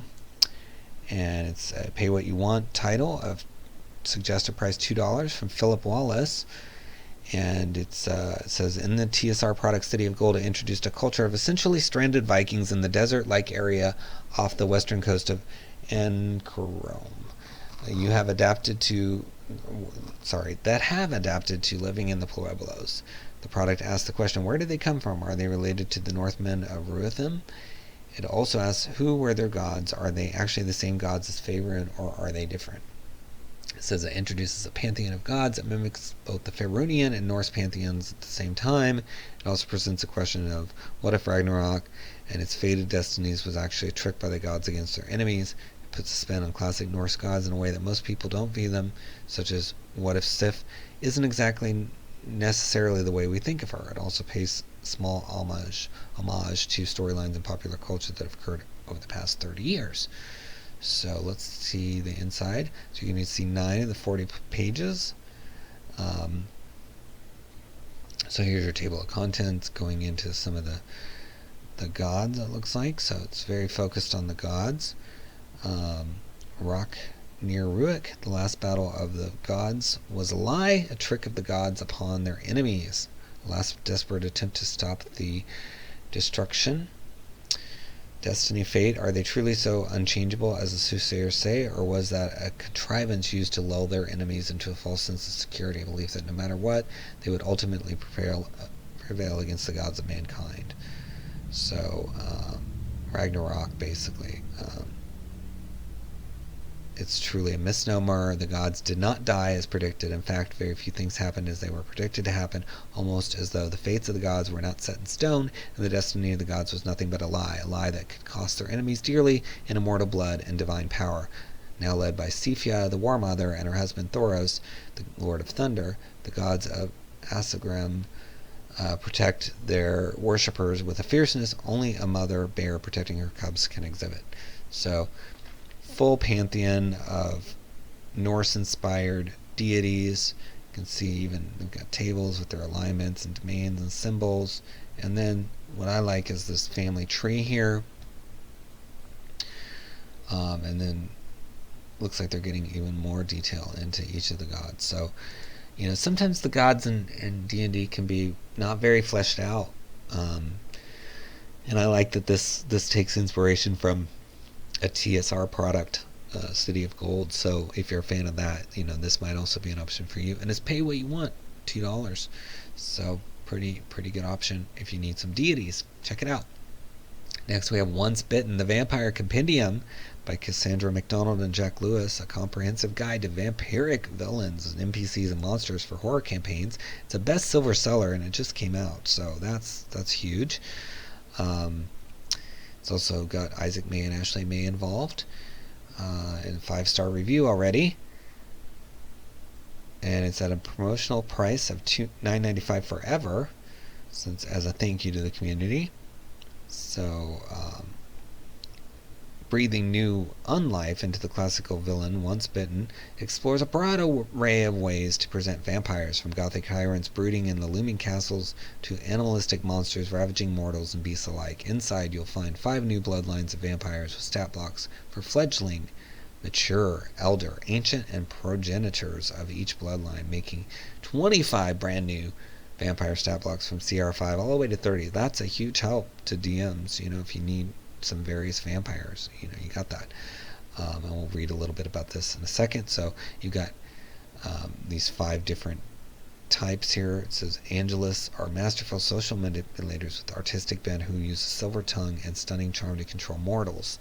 Grendel are towering cannibalistic humanoids who hunger for the flesh of great and mighty heroes and can tear apart enemies of lesser warriors in their pursuit. So that's just a few of the types. They've even got a Nosferatu here.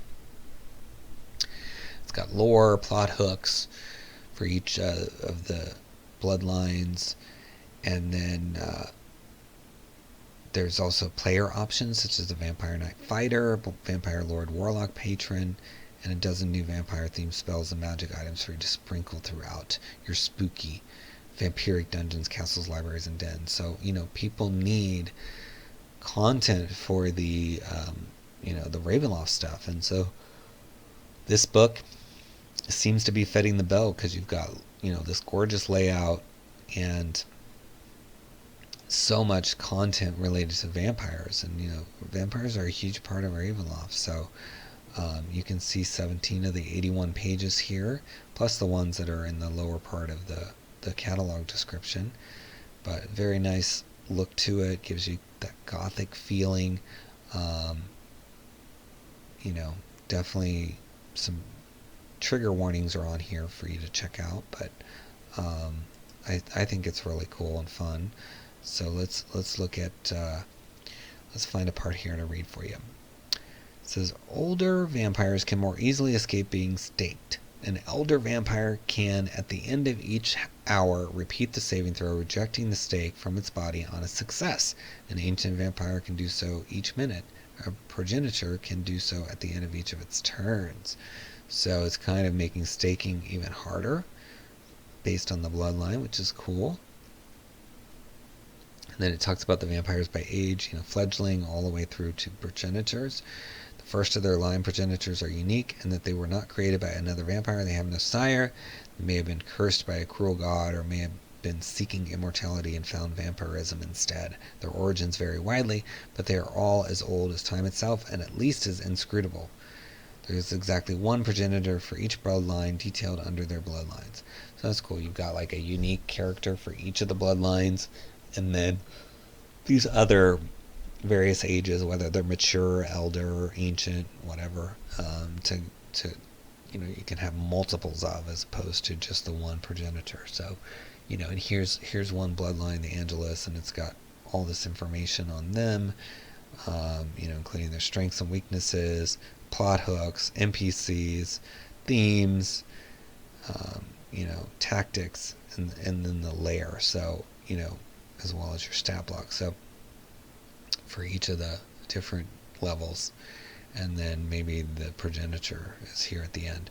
So you can see right here, you get to see basically the entirety of the Angelus bloodline. So you can check out what's on offer. But I like that it's so comprehensive.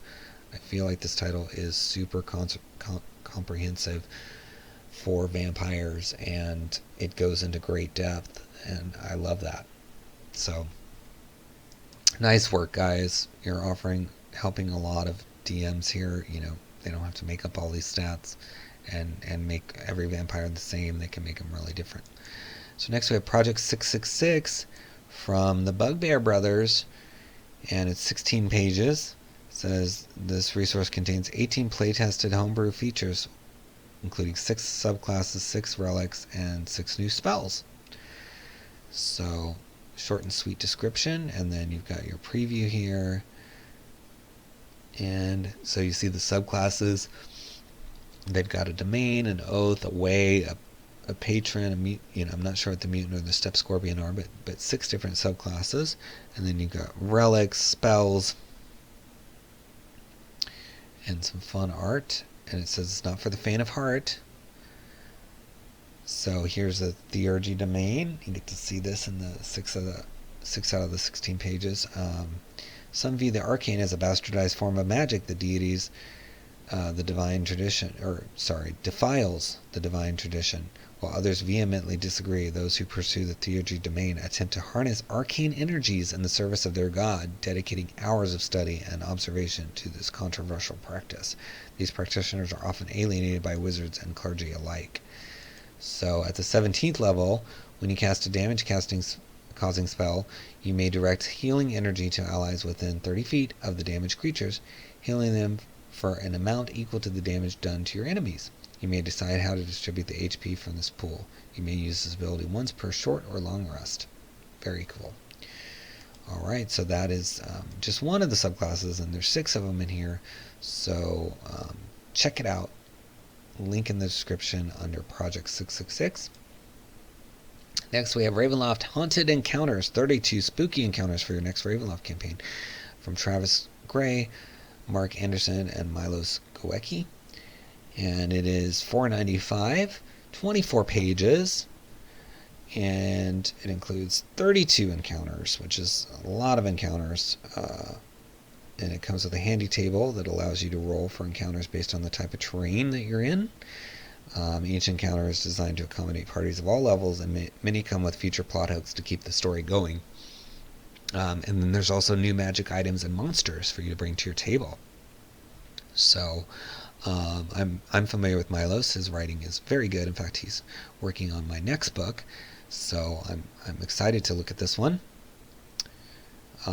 So yeah, you've got cool Ravenloft stuff, and Ravenloft is really big right now with Van Richten's being the most recent release.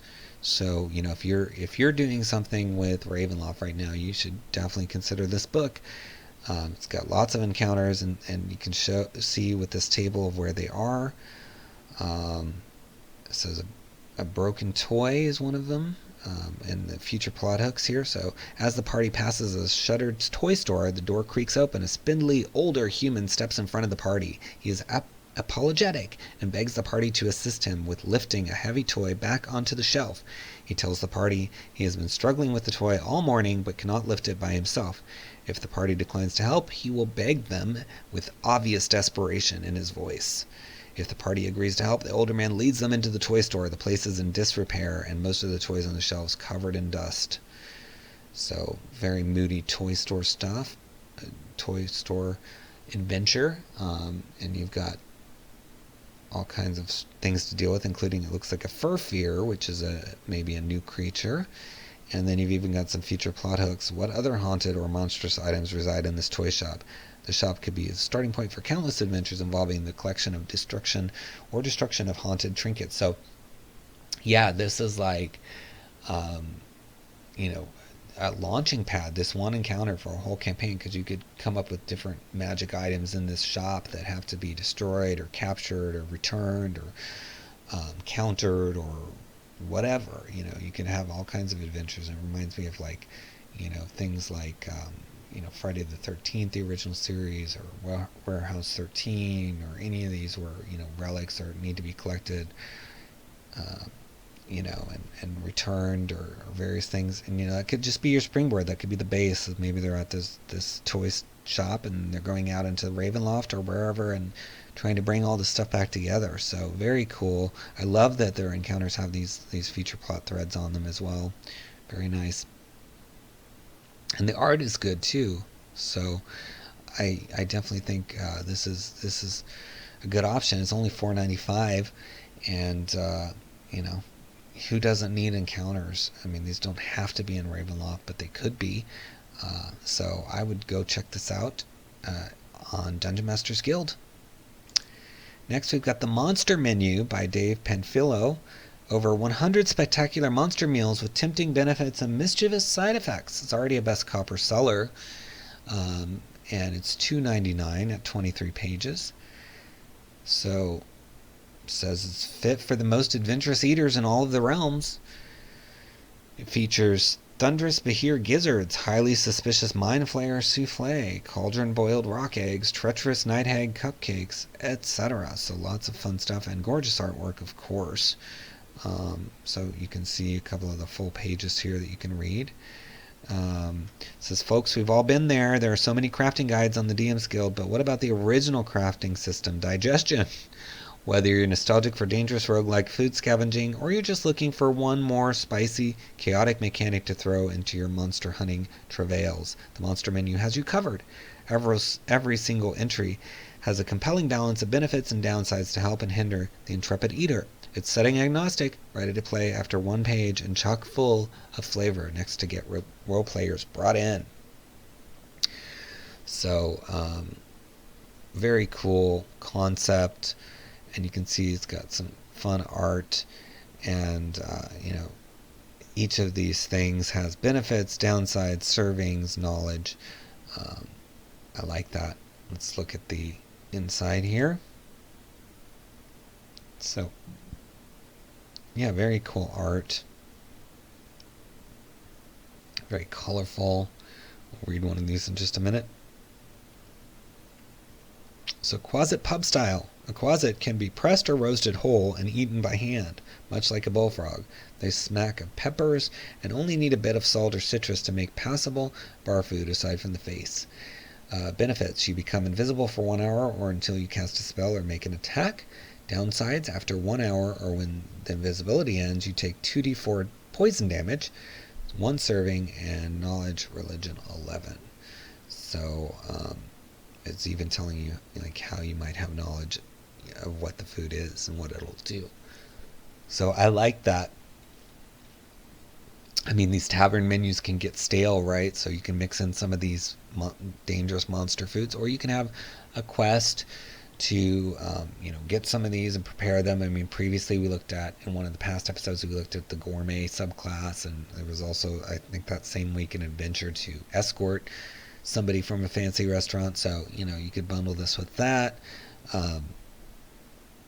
Just a lot of fun foodie stuff. You could even have some real props. If you have like a potluck situation with your gaming group, you could maybe try to imitate, maybe not the flavor or the abilities of these things, but with the pictures, the beautiful pictures in here, you could maybe make something that looks a little like this. Maybe some deviled eggs with some green food coloring here would get you the job done around here to serve to your players. So very fun, and I love the artwork. So good job, Dave Penfilo, and then Samantha Stalk and Jan Tamba with the art there. Tome of Templates from Adam Hancock for $12.95, 74 pages. Said, did a beloved NPC die and return as a ghost? Get bitten by a werewolf or a vampire? What if that warlord is a goblin? Or that goblin is part spider? Or do you just want to surprise players? This supplement introduces over 50 new templates to tweak and customize your D&D creatures. You just cannot have enough templates, guys, if you're a DM. It's, same old monsters that people know, and use a template, and all of a sudden it's a brand new experience. And so Adam's got all these listed here, and talks about what a template is, how do you use it, all that stuff. And this is, this is super helpful because you can apply a template over an existing monster and make it do something unexpected. Which, why wouldn't that happen? I mean, humans are vastly different. We are all different and do different things. So why wouldn't monsters mix it up occasionally? So. Definitely, lots of templates. I mean, 50 different templates in here is a good option. And Adam is a good writer, so I'm confident that you're going to see some good stuff in here. So, you've got the Eric Koch right here. So here's a template. Let's see. It's got skill, proficiency, perception, languages, new action, talent. The Eric Koch can attack with their talent, dealing slashing damage equal to 1d4 plus their dexterity modifier on hit. And then it gives you a full sample stat block. That's nice too when you have a template to have like a sample. And then you've got the Banshee with a Banshee template and some different stuff. Yeah, so you can make these characters, these creatures have new things. Like, see, there's four new actions for the Banshee. So Corrupting Touch, the Banshee can deliver a spell attack with its touch, dealing necrotic damage equal to 3d6 plus dexterity modifier on hit. So, maybe your characters aren't expecting that.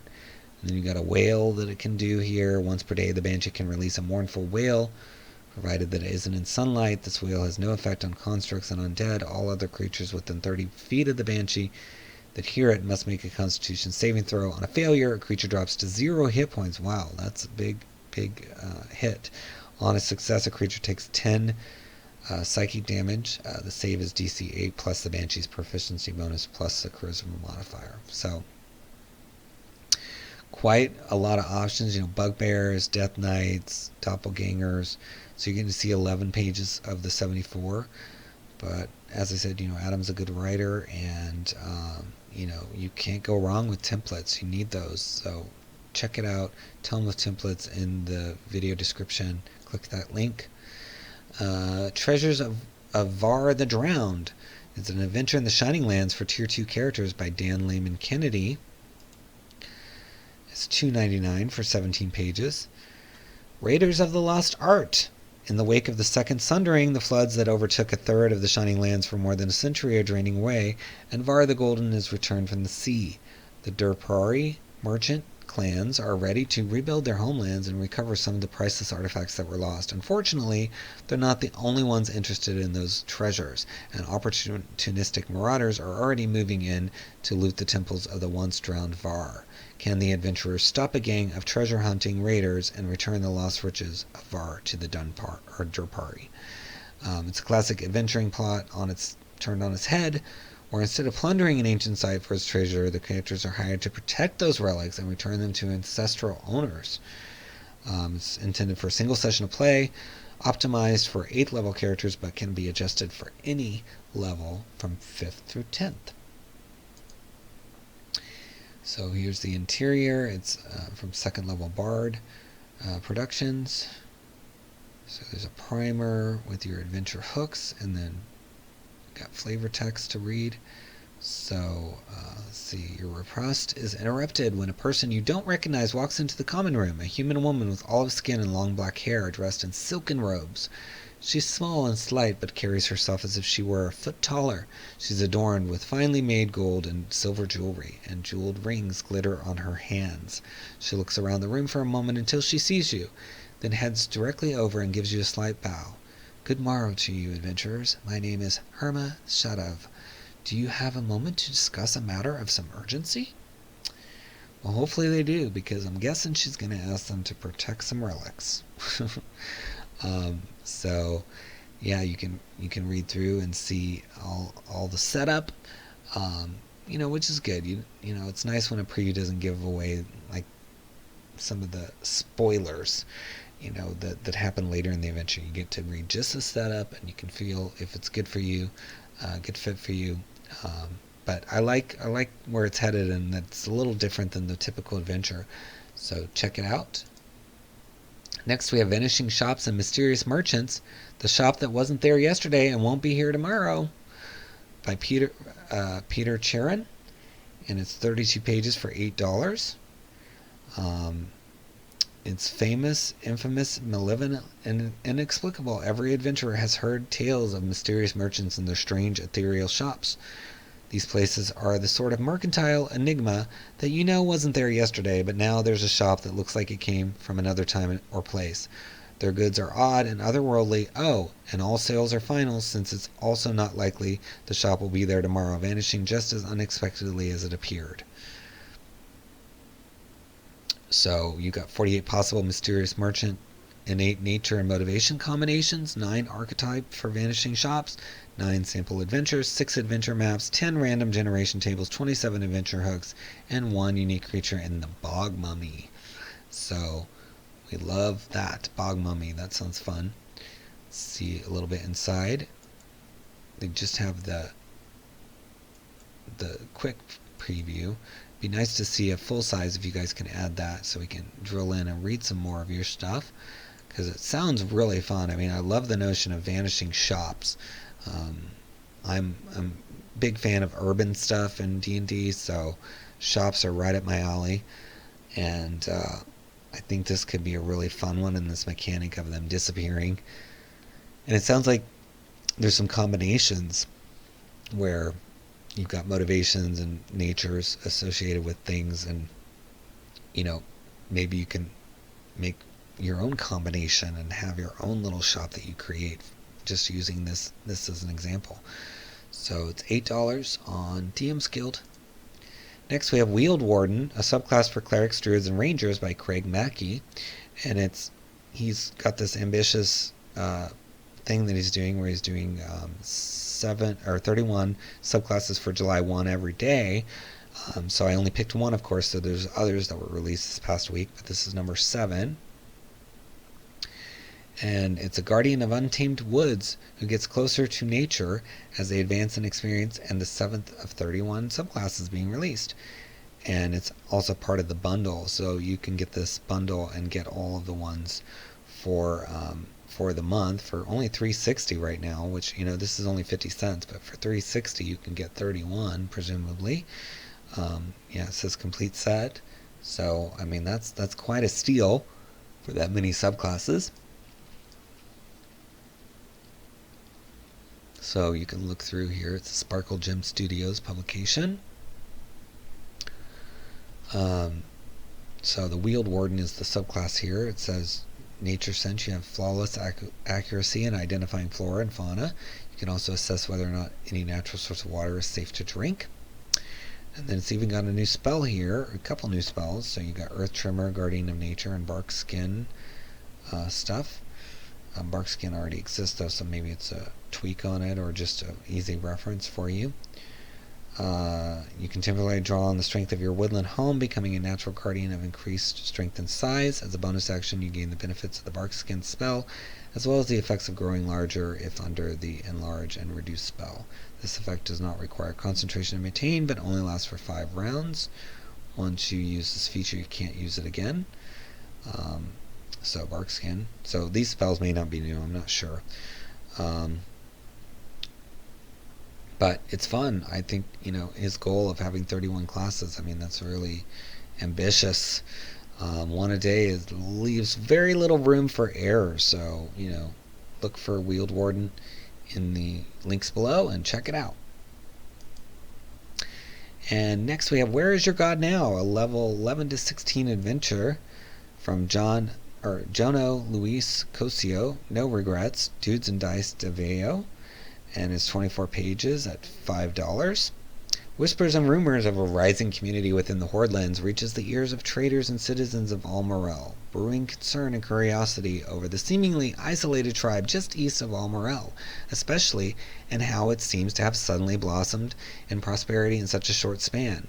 To ease concerns, someone with a careful eye on the Golden Way has called forth adventurers to help investigate the tribe and perhaps even bring about a bound between two communities in the Golden Way. It's a 5 to 6 hour adventure for Tier 3, levels 11 to 16.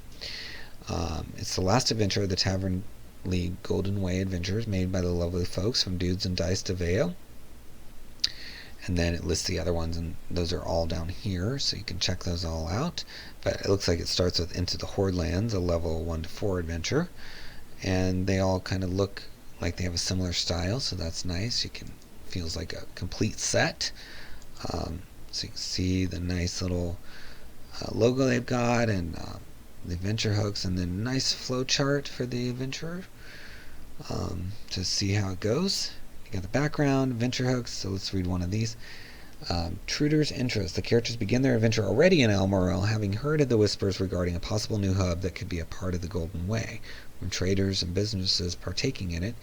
To have your curiosities answered, you were directed to 𝙬𝙬𝙀𝙀. I butchered reading that, sorry. This is okay, Crude. Players who played through Crude were directed to 𝙬𝙬𝙀𝙀 after their quest to address another concern of 𝘏𝙬𝙀, along with the chance to traverse beyond the Golden Way in 𝙬𝙬𝙀. So this is just kind of how to get you into the adventure. It says the cosmopolitan city of 𝙬𝙬𝙀 is a flourishing city at the end of the Golden Way, the main hub of trade within the Hordelands. Whispers and rumors of a rising community within the Hordelands reaches the ears of traders and citizens of 𝙬𝙬𝙀, brewing concern and curiosity over the seemingly isolated tribe just east of 𝙬𝙬𝙀, especially in how it seems to have just suddenly blossomed in prosperity in just a short span of 10 days. To ease concerns, a businessman within the city-state who has a careful eye on the Golden Way has called forth adventurers to help investigate the tribe and perhaps even bring about a bond between the two communities for the Golden Way. So, a lot of cool setup here. And it seems to be a series of adventures.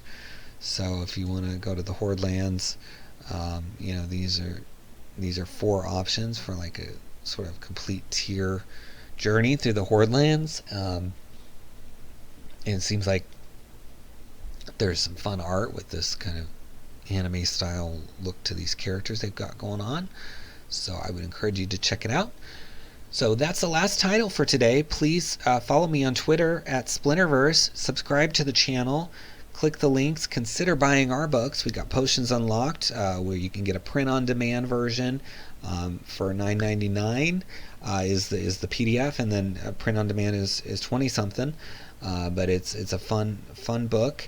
And we've also got Van Richten's Liber of Lineages, which is only $2.99, and it gives you everything you need for some new lineages and optional rules on it.